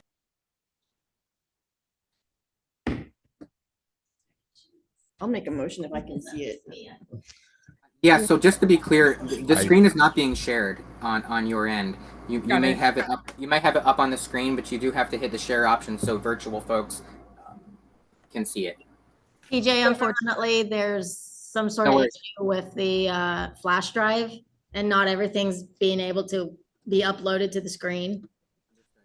I've pulled it out of the laptop once already and I was able to get up to page 60. This is a very old Get up computer. to I page think 5. Yeah, the same reason the document can go into an email seems to be the same reason Yeah. the computer's having a Just problem because having- it's For a Mac, very same large thing. file. Okay, thank you, Shannon, for that explanation. It's because we're getting so much done. Yes, look at us go. And these are just kinks I have. It's good. That's a way to put positive on it. Shannon, do you mind sharing what page number it's on? Is that possible? I do have my printed copy that I picked up last week. I don't know what 66 of page 100. copy that might be, what page Okay. number. Mayor has my copy, so he Yeah, might be I'm able to take looking. a look at that for you. It's amendment number 01. I'm looking. Remember, that's page 66 out of 100 in the PDF. Oh, of course, my file stopped at 60. Of course it did. Of course. They Let me emailed and said that we have. could mailboxes try, I'm in gonna there. She pull didn't get the that. Of course not. disk again and try it one more time. We'll see. You never know. It could upload. Because that would have been easy and on the way. They could have been organized and together at the moment. That's true.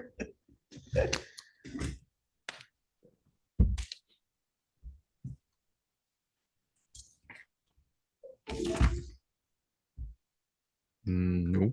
And while you're doing that, I want to just mention that the activities that are being completed through this grant are being documented and submitted by Long Tom Watershed Council on our behalf. They send us that document, we submit it to the agency, and that's how we end up receiving the funding for those tasks that are completed.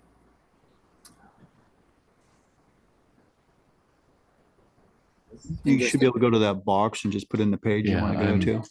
And I may be able to try to share my screen actually too here for Oh, folks. sure. I just realized I could do that. One moment here. Am I reading correctly There you that the fines, the violation fines total 7,500 or is it more than that? Correct, but I think you're on a different page of the document, right? Oh, I don't know where I am anymore. I'm lost in space. That's Not the a only whole one. other fun topic on its own. Oh, boy. Can folks see my screen? Old business. Yes. Oh, yeah, maybe if we can make it big. We need to make it bigger though. Go down to the corner.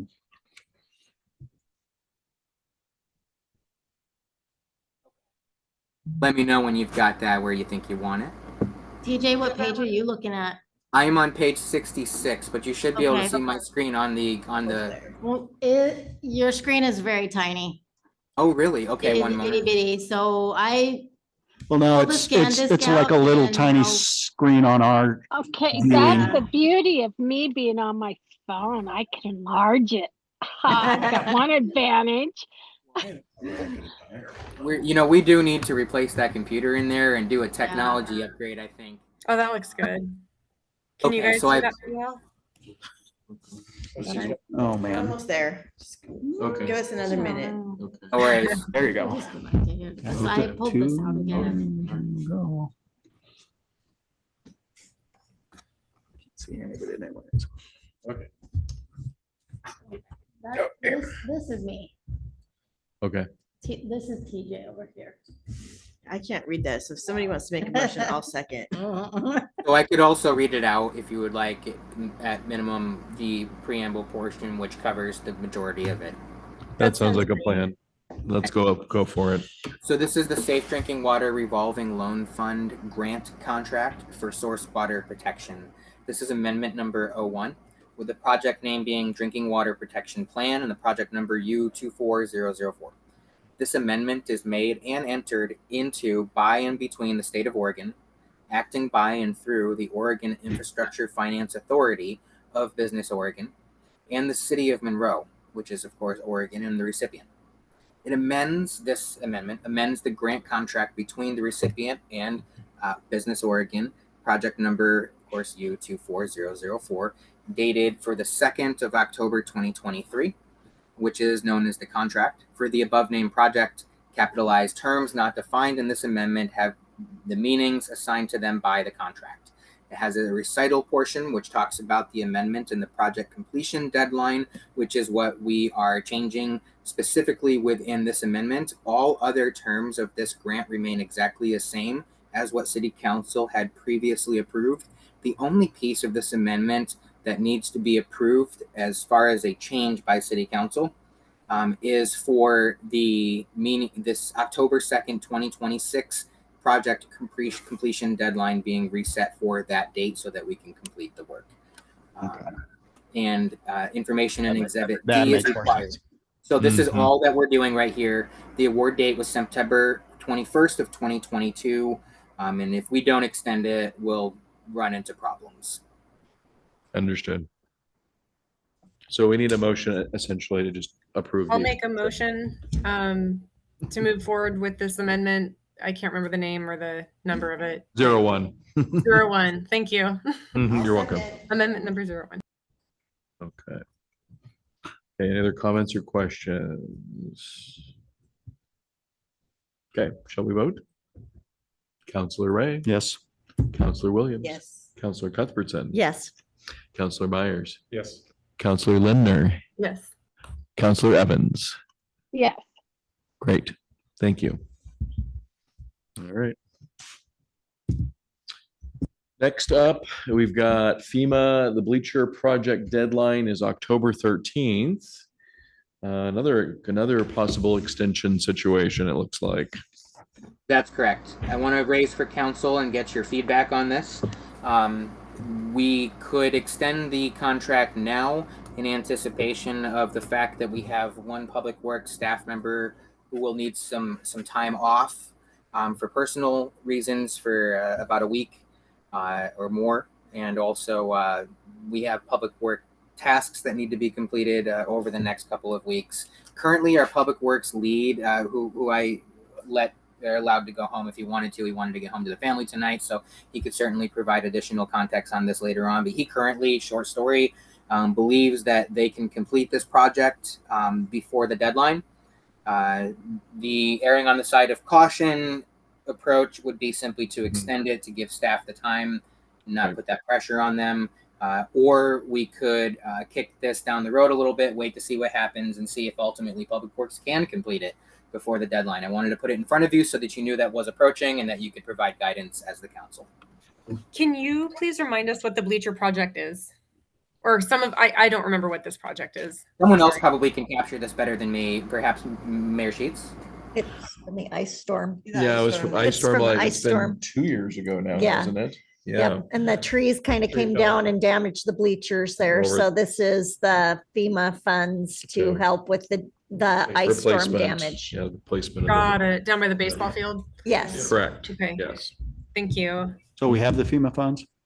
that's what that is about. Yeah.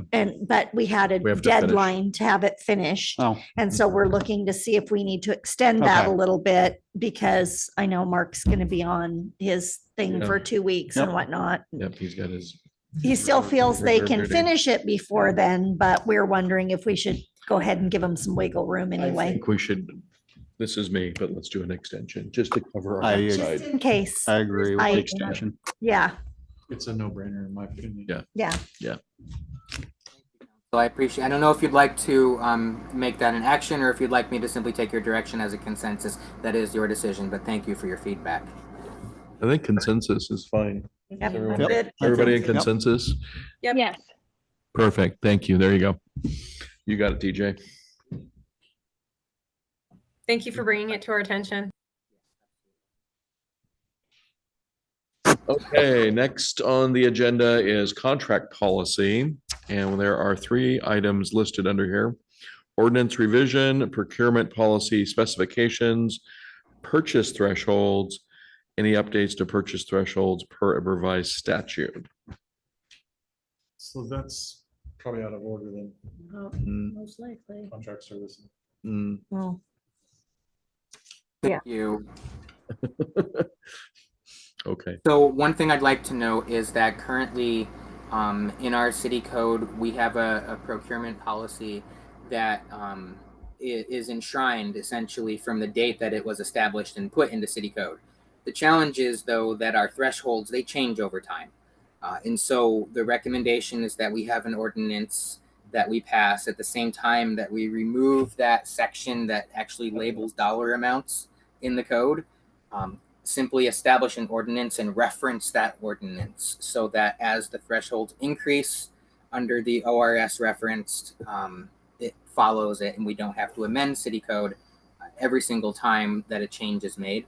That's the first change specific to a contract policy. Any questions on that particular one?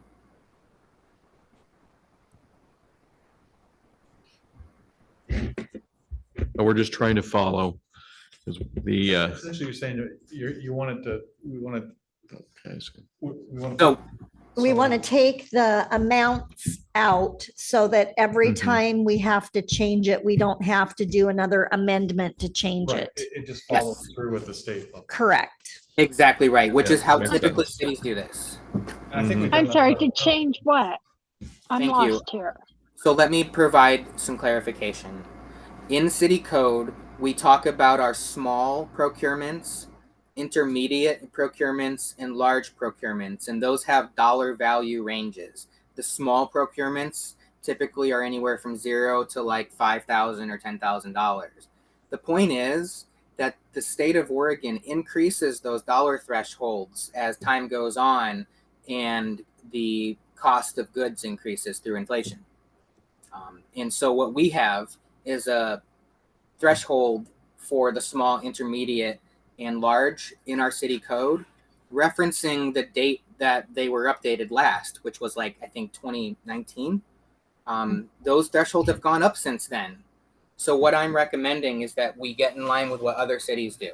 And we pass an ordinance that simply references the Oregon revised statute where those thresholds are regularly updated.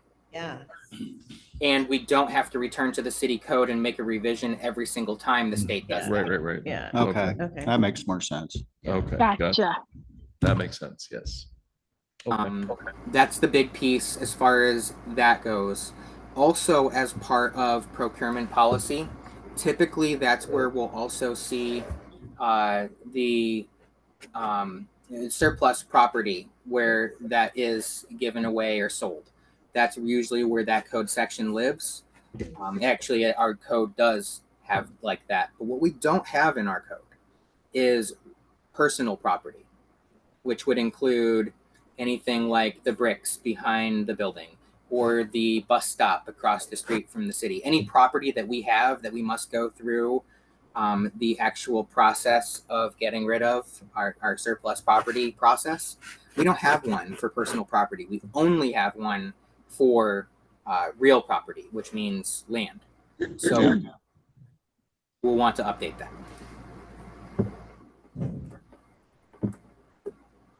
So do you need a motion on that or just a consensus? What would you like to have?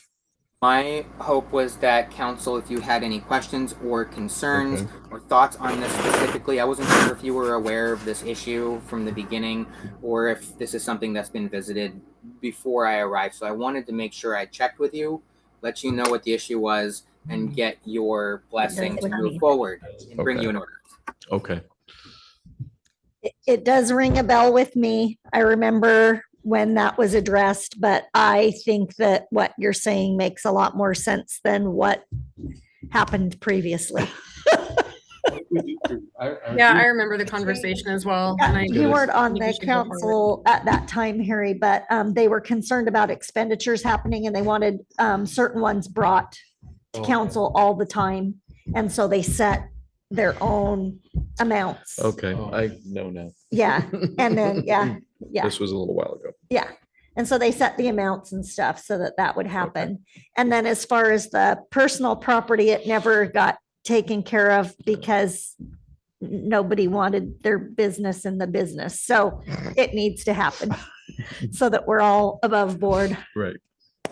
Okay. Understood. Well summarized. Agreed. I appreciate that. Thank you. Sorry, it was not. Oh, that was actually perfect. Okay. What I'm looking for is direction from council to move down this direction and draft an ordinance for your review. All right. I think Say we it's a move forward. great I think- idea. Okay. I think, It sounds like we have a consensus here in the Yeah. room. How about online? I agree. Okay, Yeah. great. Thank you. There you go. You have your direction. All right, what do we got next? Does that take care of it for the agenda item that is specifying contract policy? Does that take care of everything for you, TJ? Yes, Mayor Sheets. That's actually a good Okay. chunk you'll get to review next month. It does, yes. Okay, very good. Excellent. Okay, next up, we got the branch engineering contract. And there was just, I know there was some minor adjustments that needed to be made, very, very minor. I think I've already signed it because I was super excited and I just wanted it oh, done. look, yep, there you go. Look at you. Yeah. So, Mayor TJ, what did you want to add to this? Yes. So in order to enact it, and in particular for making sure we're following our procedures during the audit next year, under the city code section 3420, we designate the city council as the contracting agency for all contracting powers and assign those duties to the city council for enacting those contracts. And because of that, I wanted to bring this before you and make sure that we went through that procedural step to ensure this doesn't come back on us next year, particularly since we have to revisit this again, by the way, reflecting on what Mayor Sheets emphasized at the last meeting. This gives us 1 year because this is essentially one of the procurement ranges where we can make decisions without going out for bids. But Right. in the following years, we will need to have this contract in perpetuity, which requires going through the procurement process and putting it on Oregon bids or a similar procurement site and following that to the T. So I wanted to make sure we did it right this time so that we also do it right when we revisit it next year.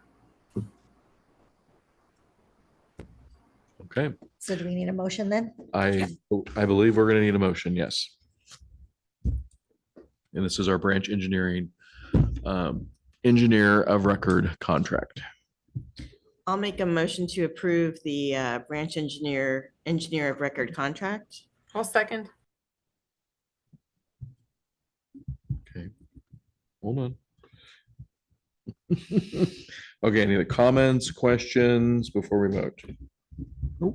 Sounds good. Okay, all right. Counselor Ray. Yes. Counselor Williams. Yes. Counselor Cuthbertson. Yes. Counselor Myers. Yes. Counselor Limner. Yes. Counselor Evans. Yes. Excellent, thank you. At long last, it is done. Mayor Sheets, may I make one quick comment? Yes. The error, the discrepancy here lies on me. I want to ask for your forgiveness for that. I was too new last month to know that this was the case when we considered this at the last council meeting. And I just wanted to make sure that that was clear moving forward. Oh, I thought it was my fault, but okay. So, Mayor Sheets, I should have advised on this. I hadn't yet read the council or the city code with regard to this, and I should have done that before last meeting. Okay, understood. No issue with me. No. No, we're all good. You're- It is You've done. you've been drinking from a fire hose. You're doing awesome. Exactly. Oh my gosh. So we're all good. Okay, I'm gonna go ahead and move on to the next agenda item. This is the LGIP interest in the disbursement. There we go. That's the word I'm looking for, across different funds. Air sheets. What we have, I have prepared some presentation materials.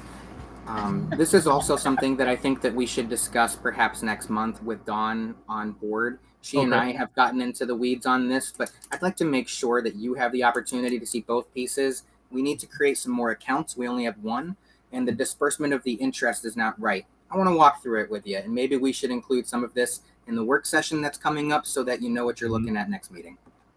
No, I think that's a great idea. Because I don't think anybody in the room knows exactly what this encompasses or the impact, including with the auditor. I know this has been a bit of a pain point with them as well.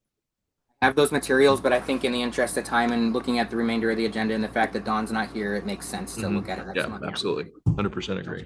So this will be a work session item. That sounds good. Yes, and thank you for that because it has been a source of, We see light at the end of the. yeah, there's like, things are getting fixed. Yes. Yep. The next item on the agenda is the OHA fees and penalties. Sigh. Yes. This is sad. It's a bummer. Yeah. This is the reduced amount, right? Did we get it reduced? $7,500. This is not reduced. This is a $7,500 fee to revisit this and just bring us back to our last work session. We just found out about this right before that. And the OHA inspector was here at the water treatment plant doing their every 3-year inspection, informed us that we had an outstanding fine that we had never paid from, I believe, 2022 or 23. I wanted to make sure this was brought to council. We have no choice. We must pay this. Where it comes from will be the next thing that we will need to discuss. But I think it's important that it's brought up for the public and for the council to discuss and ask questions. Is there any chance that they might reduce it a little bit just because we were not given all the information from the previous city administrator and we were sort of kept in the dark about this? Like, do you think they might have any sympathy for that, or it's really on us, right? They can and often do reduce fees. That is a question that we will have. I have started the process of getting in touch with the enforcement office with OHA, and so that will be one of the discussions that we have with them. Excuse me, one of the discussions that we have with them in hopes that they'll at least give us some flexibility. Thank you, TJ. And also, I realize that takes a lot of your time also. So, maybe it's not worth it. Who knows? But thank you for exploring it. Understood. And I would just like to say for the record, I really don't enjoy seeing my name on these things. Okay. Just I don't saying. blame you. I'm sorry, Mayor. Well, and I'd also like to mention that that's one reason why keeping things in perspective, we've discussed getting rid of surplus around here is because we look at this and we don't know where the money is going to come from. Yep. And we still have so much more to face with this. And so, Very true. could be helpful, just saying. Oh, joy. Yes. May I ask a question that I might regret, but I'm probably going to ask it anyway. Okay, go ahead and ask I know what question you're going to ask. Go ahead. You know what question I'm going to ask because I already do. asked Mayor Sheets this today. Let me find a way to diplomatically ask it. Who is responsible? I'm going to assume council.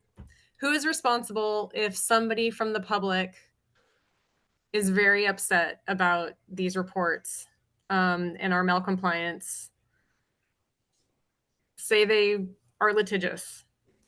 Do we have any protections? My thinking is that we can't say the previous city administrator messed up because we were the supervisors of the previous city administrator. We are on the hook. Does our council insurance cover us for that kind of liability, or what do we have, if anything? If you know, TJ. Very much appreciate this. I would first like to begin this with what I often say in the beginning. I am not an attorney, and this is a question for an attorney. However, I have been through this process before, and I can tell you that a citizen has no standing to bring suit against the city as a result of this. The financial risk that we face comes from the enforcement action at the state level. Now, I'll say that we fixed the problem for which the fine was for, but that doesn't mean that the fine went away. So we would not be facing the issue that I think you're describing, which is a citizen feeling concerned and taking legal action. Citizens can absolutely ask questions. They can bring those questions and concerns to the regulatory agency. They can even file complaints to the regulatory agency before, during, and after their investigation of the issue. But there are no additional risks that we face monetarily from that. Okay, and I guess not even just monetarily, but I mean, should we consider ourselves responsible for somebody getting sick because of the 2 or 3 years that we were not in compliance? No, and again, I am not an attorney, but I Yeah. will say that we have a DRC for a reason. At the time that this fine was levied, it was I'm going to get the acronym wrong, but it was Southern Oregon Water Technologies. I think it was SOWT. Okay. At that time, to refresh folks, I actually went through all the minutes and looked at this in detail. When they presented to the city to become our DRC, they had with them a staff member who was in the meeting minutes, Steve Martinenko at the time. And that is how Steve became our city administrator, first the water treatment operator. But SOWT, not Steve, is the DRC that was responsible for this at that time. The name that's on that letter actually was the SOWT employee who was CC'd alongside Mayor Sheets. Okay, thank you. And I realize you're not a mayor or an attorney, but I appreciate this and I feel like I can sleep a little bit better tonight. Thank you. Good question. Yep. Okay. Let's go ahead and we'll move on. We've got next on the agenda, ADP implementation timeline, including training. You mentioned this already in the previous meeting, TJ. Thank you, Mayor Sheets. Yes, we mentioned this very quickly earlier. I just wanted to make sure that council, as the decision-making body, had the opportunity to redirect or ask questions if you so chose. It sounded like there was general consensus that this was a positive move. We're implementing electronic timekeeping, no more paper, no more human error, no more extra administrative burden. Training is happening tomorrow. And staff have already entered their time for this month. So in fact, we're already kind of using it ahead of time. It's fantastic. Great. Sounds great. Very good. Okay. We're okay. I'm going to keep going. Keep going. Okay. You're doing great. Next on the agenda is LOC publication. I'll let you handle that one, TJ. Thank you. This is in your packet. There was a legislative update provided by LOC. Any counselors, if you did not receive this packet link, please send me an email following this meeting and I'll ensure you get it immediately. Please provide me with or if you send me an email, I'll know that that email works. So that answers that question. I can also print out a copy of this report. We have extra copies from the LOC meeting actually at the office too for anybody who might want to stop by. The punchline is there are several pieces of legislation, mostly involving housing, some involving infrastructure, that have been passed in the last year, and LOC is keeping us updated, as is their responsibility as our advocacy group. I want to strongly suggest that this city council start to consider legislation and our strategies towards legislation, including support or non-support for different bills that are coming forward. I want to make sure that we perhaps bring legislation in front of you as it's being considered so that you have the opportunity to comment on it and decide how as a city you might want to coordinate with other cities or provide your own feedback to the legislature from this council. What was that SWAC thing we SMAC. did? Is that still happening? Yeah, as far as I know, we're still part of that. Okay. Does TJ know we're part of that? Does TJ even know what Well, that is? I think Michelle Eldridge spoke to you about SMAC, correct? She TJ? did. There's an alphabet soup out there, and she's in the front of all of it, which I don't know how she has the time to do it. But yes, she did tell me about that, and I'm plugging into all of the things. Okay, good. I just wanted to make sure that you were aware because I think we go ahead and pay to be a part of that? We did. We did. So that, yeah, so that's. And there was just another actually a thing. few of us, a couple of city councilors and myself went to a meeting, in fact. I mean, Or Halsey, yeah, Halsey. Yep. So we are aware. Anything else on the LOC publication information, TJ? that the I council? just wanted to bring that to your attention. Okay. If anybody would like to discuss that during the work session, you can feel free to email me, and we can include that as an agenda item. Okay. All right, sounds good.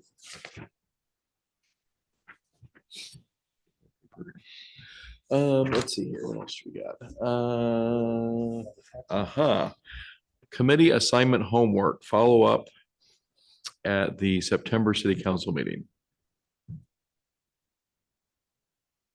Thank you. Go ahead. So this was some of the things that we think we want to start to address, which includes committees, who's on what committee, when your term started. This will be helpful, Mayor Sheets. You and I discussed there's a couple of individuals that we wanted to renew their terms or officially make them parts of the committee where that may not have happened in the past. I Right. wanted to have a comprehensive one and done approach to that. So the suggestion is that you please email me directly to let me know what committees you are currently on and when you started that committee. Mayor Sheets, I know you're going to be very valuable to tell me kind of just from your own recollection and memory who's on what. But this is going to help us in case we're missing anything. If you want to be on a committee and you're not, this is an opportunity to get on one or more. So I think that that's something that you'll want to look at. I want to bring this to the September City Council meeting and have those positions filled and redefined. And following that, on our new website, we're going to list those positions and their term end dates so that we can track them moving forward together all as one list. Did you want committee members as well? I'm sorry. I heard that. Yes, that but I is wasn't- correct. Okay, okay. Chairs. That's what I thought you said, but I thought I was maybe making it up in my head. No, You're absolutely right. Late for you, huh? It's getting a little late. Get her to a Past pumpkin my soon. bedtime. Right. Okay. All right. Very good. I don't have full recollection of everything. We'll do my best, but I Well, may I have to think- ask everyone. I think with all of us, if we put the pieces together, we can come Yeah. pretty close. Yep. I just know I'm on everything, so I know that much. That was easy. Yeah, so there's that. Anyway, okay. Staff training. This is the CJIS completion. This is city recorder and the municipal court training. There we go. I could spit it out. So I know Dawn has some of this training, if I remember correctly, but Shannon needs this training. Correct, Mayor Sheets. Thank you. Yes, this is important for staff to have, and in particular, Shannon, as she moves forward with city recorder duties, she'll be moving forward with this training. What I want to do is make sure that we have feedback from council if there's anything that was missed prior to my arrival or if that needs to be discussed now. Mayor Sheets, was there anything you wanted to mention on this? No, train her on everything. No, I'm kidding. Train her up.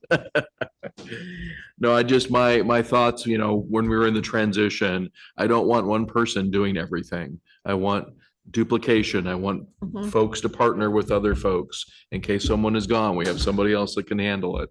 That's it for me. It's just, we need to have redundancy. Yeah. redundancy, exactly. Yeah, so that we're not losing time. Mhm. Exactly. That's all I had to say on that. Okay, last item in this section here, upcoming city administrator conferences. So you already mentioned, TJ, about the Oregon Infrastructure Summit. And then you were going to go to the annual League of Oregon Cities Conference. I used to go to this. I'm gonna probably not go this year, so I definitely want you to go. You have my full support on that. I gotta take care of my wife, so yeah, definitely want you to be able to go to both of those. Thank you, Mayor. Will do. I will also be looking for a scholarship or funding for that second one. Okay. With regard to the Infrastructure Summit, this is, I feel, a loaded question with our moratorium coming up, but high level stuff here. Are there questions or topics that council would like me to focus on with some of these sessions with regard to infrastructure, issues that are top of mind for you? All the issues. Yeah. Just kidding, whatever you have bandwidth for, whatever you can think of to bring up.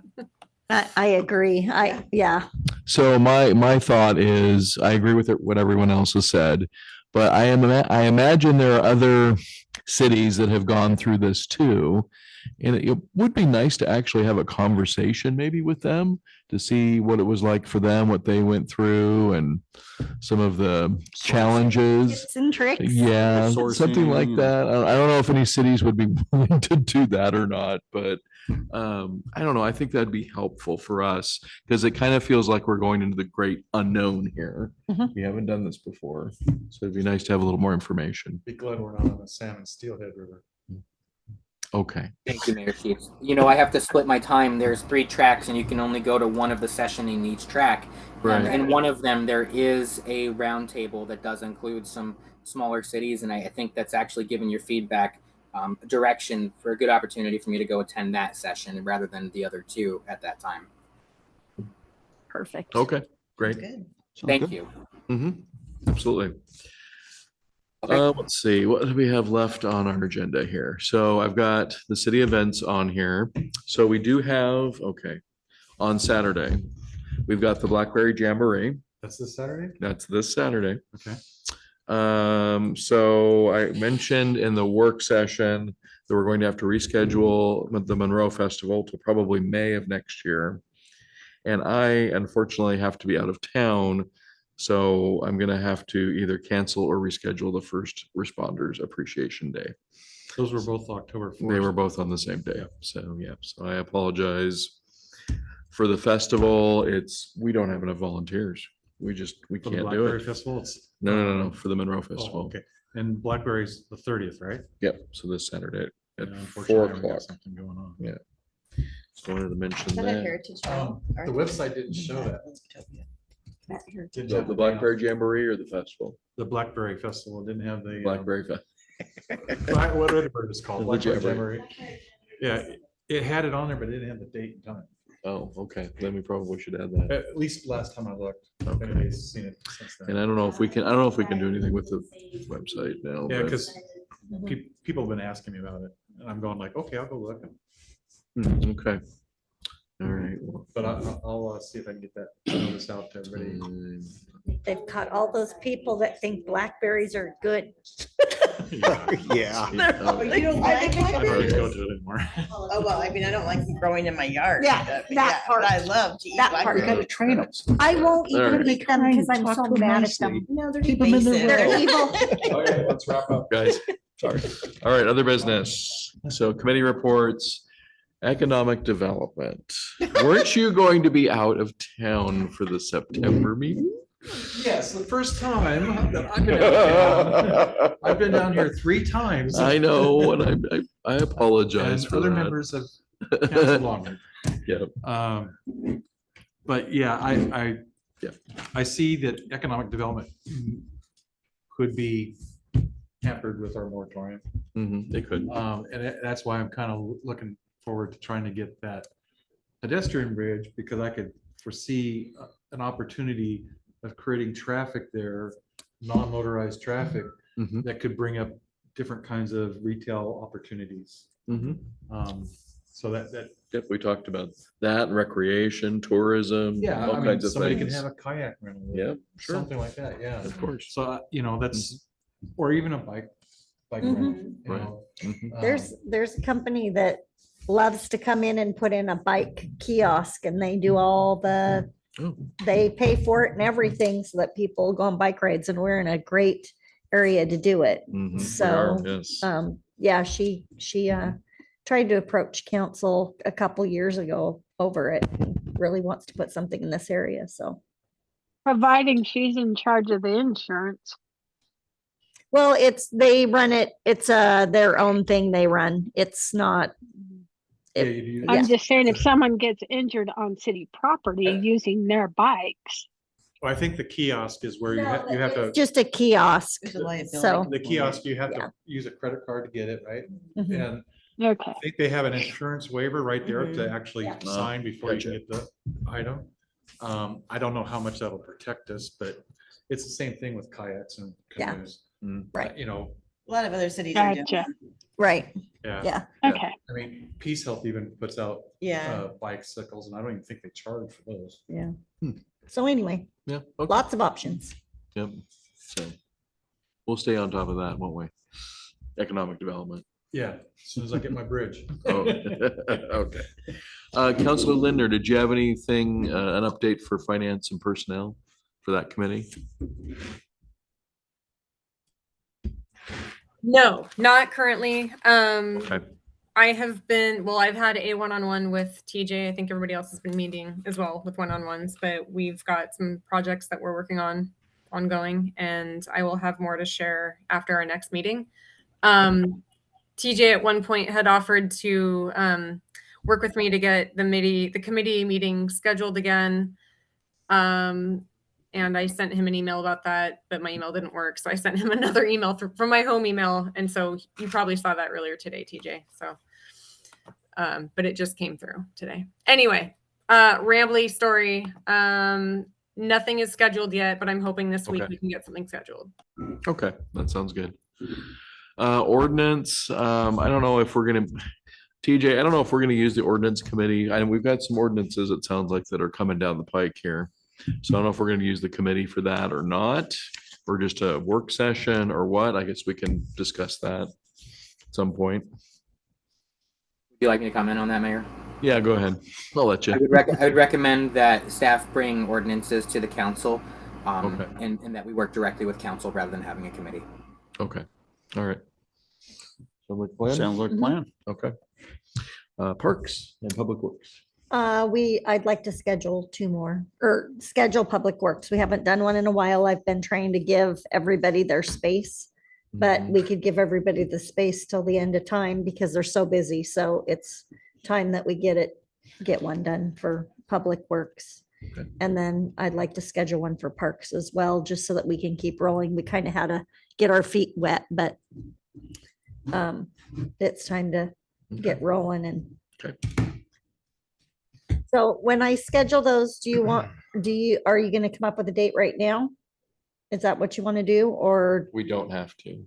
should I just say, this is the date I think we should Or do we, it? we could have staff help us with that too. Yeah, because I'd like to just have them be standing every month, like the third whatever of whatever, right? And then we don't have to think about it and come up with a date. If that makes sense. That makes Okay. sense. Yeah. All right. Okay. Next, go ahead. Were you gonna say something? Oh, I said, Counselor? Sure. Okay. Let's see here. The next work session is September 8th at 6 p.m. And the next planning commission meeting is, because of the holiday, Labor Day, it will be September 2nd, 6 o'clock as well. Okay, we are down to counselor comments. Any counselors have any comments they want to share? A comment. I have noticed that there is maybe an opportunity for us to improve our communication, modernize our communication to the community and to the citizens within the city. We have some major issues that are going on that's getting some negative publicity. And maybe it's an opportunity for us to schedule quarterly town halls where it serves 2 purposes, right? It gives the citizens and the community members a voice that they know they have some time to be able to talk to us directly. And it also serves for us to educate them about issues that are happening. Maybe we put on a 101 where we talk about the water and the wastewater and the stormwater and all of the testing and that goes into it, the historical context and what we've been doing thus far. I think it's probably a good opportunity right now to kind of implement something like that. I just don't know how to go about doing that. So I'm asking for some guidance from TJ and from the city.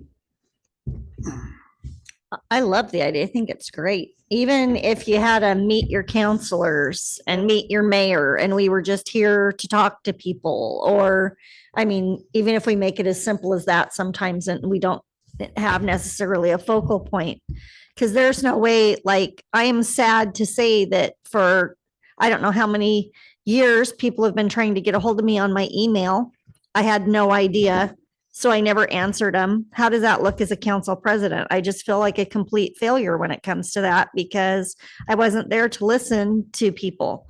So how are they going to know? How are they going to know how to contact me and get a hold of me? And so I think if we can make ourselves a little more accessible, then people are going to feel comfortable to talk to us and we'll be able to really get a good feel for what's going on in the community and get some confidence. I agree. And can I add on to that? It would be great if TJ could be at something like that too, so people could meet the new city administrator, because we've lost a lot of trust with that previous incumbent. And I think it would be really great for people to see how competent our new city administrator is, as well as other staff. If any staff are able to come and introduce themselves. I don't want anyone to feel uncomfortable or like they're in the spotlight, but we've got like a whole new wave of personnel involved between the council and the staff. It's just sort of an opportunity to restart. Yep, I agree. Kind of reboot, yeah. Yeah, so what's the next step? What do next steps look like? I don't know. So I will tell you what I've done in the past, which I didn't have much success with. Yeah. So this is the example of don't do this. Yeah. But I had mayor office hours. I did put them on social media. I think I talked to one person. Mhm. Yeah. So I'm trying to think of some other ideas myself. Maybe we commit to doing it quarterly for a year, and if we don't get a large turnout, then we have to regroup, right? And we have to Yeah. Right. figure out what Yeah. moving forward looks Quarterly like. doesn't work. Go semi-annual. Mhm. Yeah, I think we just need to have more presence. People need to know who their council is, who they can go to, that we're genuine human beings trying to do a good job. Right. And But we still have a job. we of our still own. work full Right. time, Yeah. travel, We're and volunteers. deal with life. Yes, Yeah. but yeah, no, I want to hear their concerns. I want to know that they, I absolutely have my own personal agenda, but that doesn't mean that I don't listen to what the constituents want and want to move forward with that. That those are two separate things, and Mhm. we need to be able to be open and hear what people have and drive those things forward. I think that is just the next thing that we need to do to kind of improve that communication. And I think if we alternate, like maybe, because I know sometimes we do Saturdays, but maybe we'll do a Saturday one time and a weeknight another time or something. So we are kind of trying to get, as many people as we can for people that might work Right. on weekends or, Right. kind of Well, you know what's move kind the of schedule around. ironic? There is kind of a web page that you put a little question out there like, hey, who would like to see a, meeting, who would like to come down and talk and, Okay, Yeah, there's been some, political people at the state come down and. without getting too in, Yeah. getting in the weeds with them, obviously, because you You know, know you can get in the weeds with them We're just a town hall or at not. the library. I don't know how many people showed up. So the county commissioner was down here Mhm. for the last one. We didn't have very many. Yeah. I mean, I was there, but there was probably about 6 other people that were I was there. over there for the water. Yeah. Council. Yeah. Maybe had 10 people. Yeah. Mhm. Well, I think if we started maybe as an education series, Mhm. right? I think maybe the whole thing doesn't need to be about the education component, but we want to I want to hear input from the community. Mhm. Those are two separate things that are happening. Mhm. So Right. let's, Large crowd. Oh. You say you're gonna shut something down. well, I mean, I don't want to do that, but. Cookies, cookies. Yeah. So if you can think of anything, TJ, I'm open to suggestions. This is a new process for me, so. Like you said, I think you just need to pick a subject and start with that. Mhm. I mean, obviously the water's a I- huge one right now. Yeah, and let's do the water. Let's Yeah, talk about that's the a water. huge and- one. And just, And it's an opportunity for us to Informational, educate yeah. too, right? Mhm. yeah. It is. Well, we're going to do the town hall on the water to start with here, in October? That town hall will be on the moratorium. I mean, Right. it's tied But in. it's about Yeah. it's it's tied Yeah, in. that- that's another one too. It's kind of tied into Yeah, it. so let's start with that one. There you go. But maybe we Might as can make an announcement on the website that they're going to be quarterly, I don't know. I don't know how to do that. Why don't This we talk conversation. to them Direct at that staff one in to- October and see if there's interest in quarterly meetings? We could find It's a out. really great discussion. One thing I might recommend is that we know we're going to have a town hall meeting on the moratorium. And that one is kind of reactionary because we didn't get ahead of it, right? We're kind of Yeah. trying to Right. chase Definitely. it right now. So Mhm. what I want to recommend is that we discuss this at a work session and we talk about what the goals are. What are you wanting to get out of these quarterly meetings? How might we select topics? Might it make sense to form an education and outreach committee who could help drive these forward each quarter? What are the types of things that we'd like to see at these meetings? For example, electeds or so forth. let's perhaps put this on our work session agenda Okay, for the next sounds meeting. good. Out of Yeah. that, you can direct staff on how you'd like to see that formed, and we can support you in that.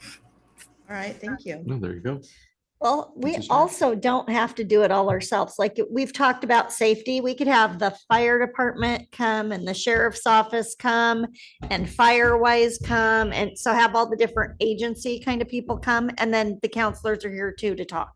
So it's like more than one thing to draw. Yeah, and it's more to educate our Right. community members on. I think that's Yeah. really a big component of it for me. Yeah. Yeah, we'll Agreed. talk about it at the next work session, and maybe I'll come up with the calendar and some topics, and we can see what it looks like in moving forward. For Okay. example, for your topic listing, Yeah. what we do at work is obviously we got huge list of things we'd like to discuss. Pick your top 5. We Okay. can sit here and we can all discuss what we think are top 5.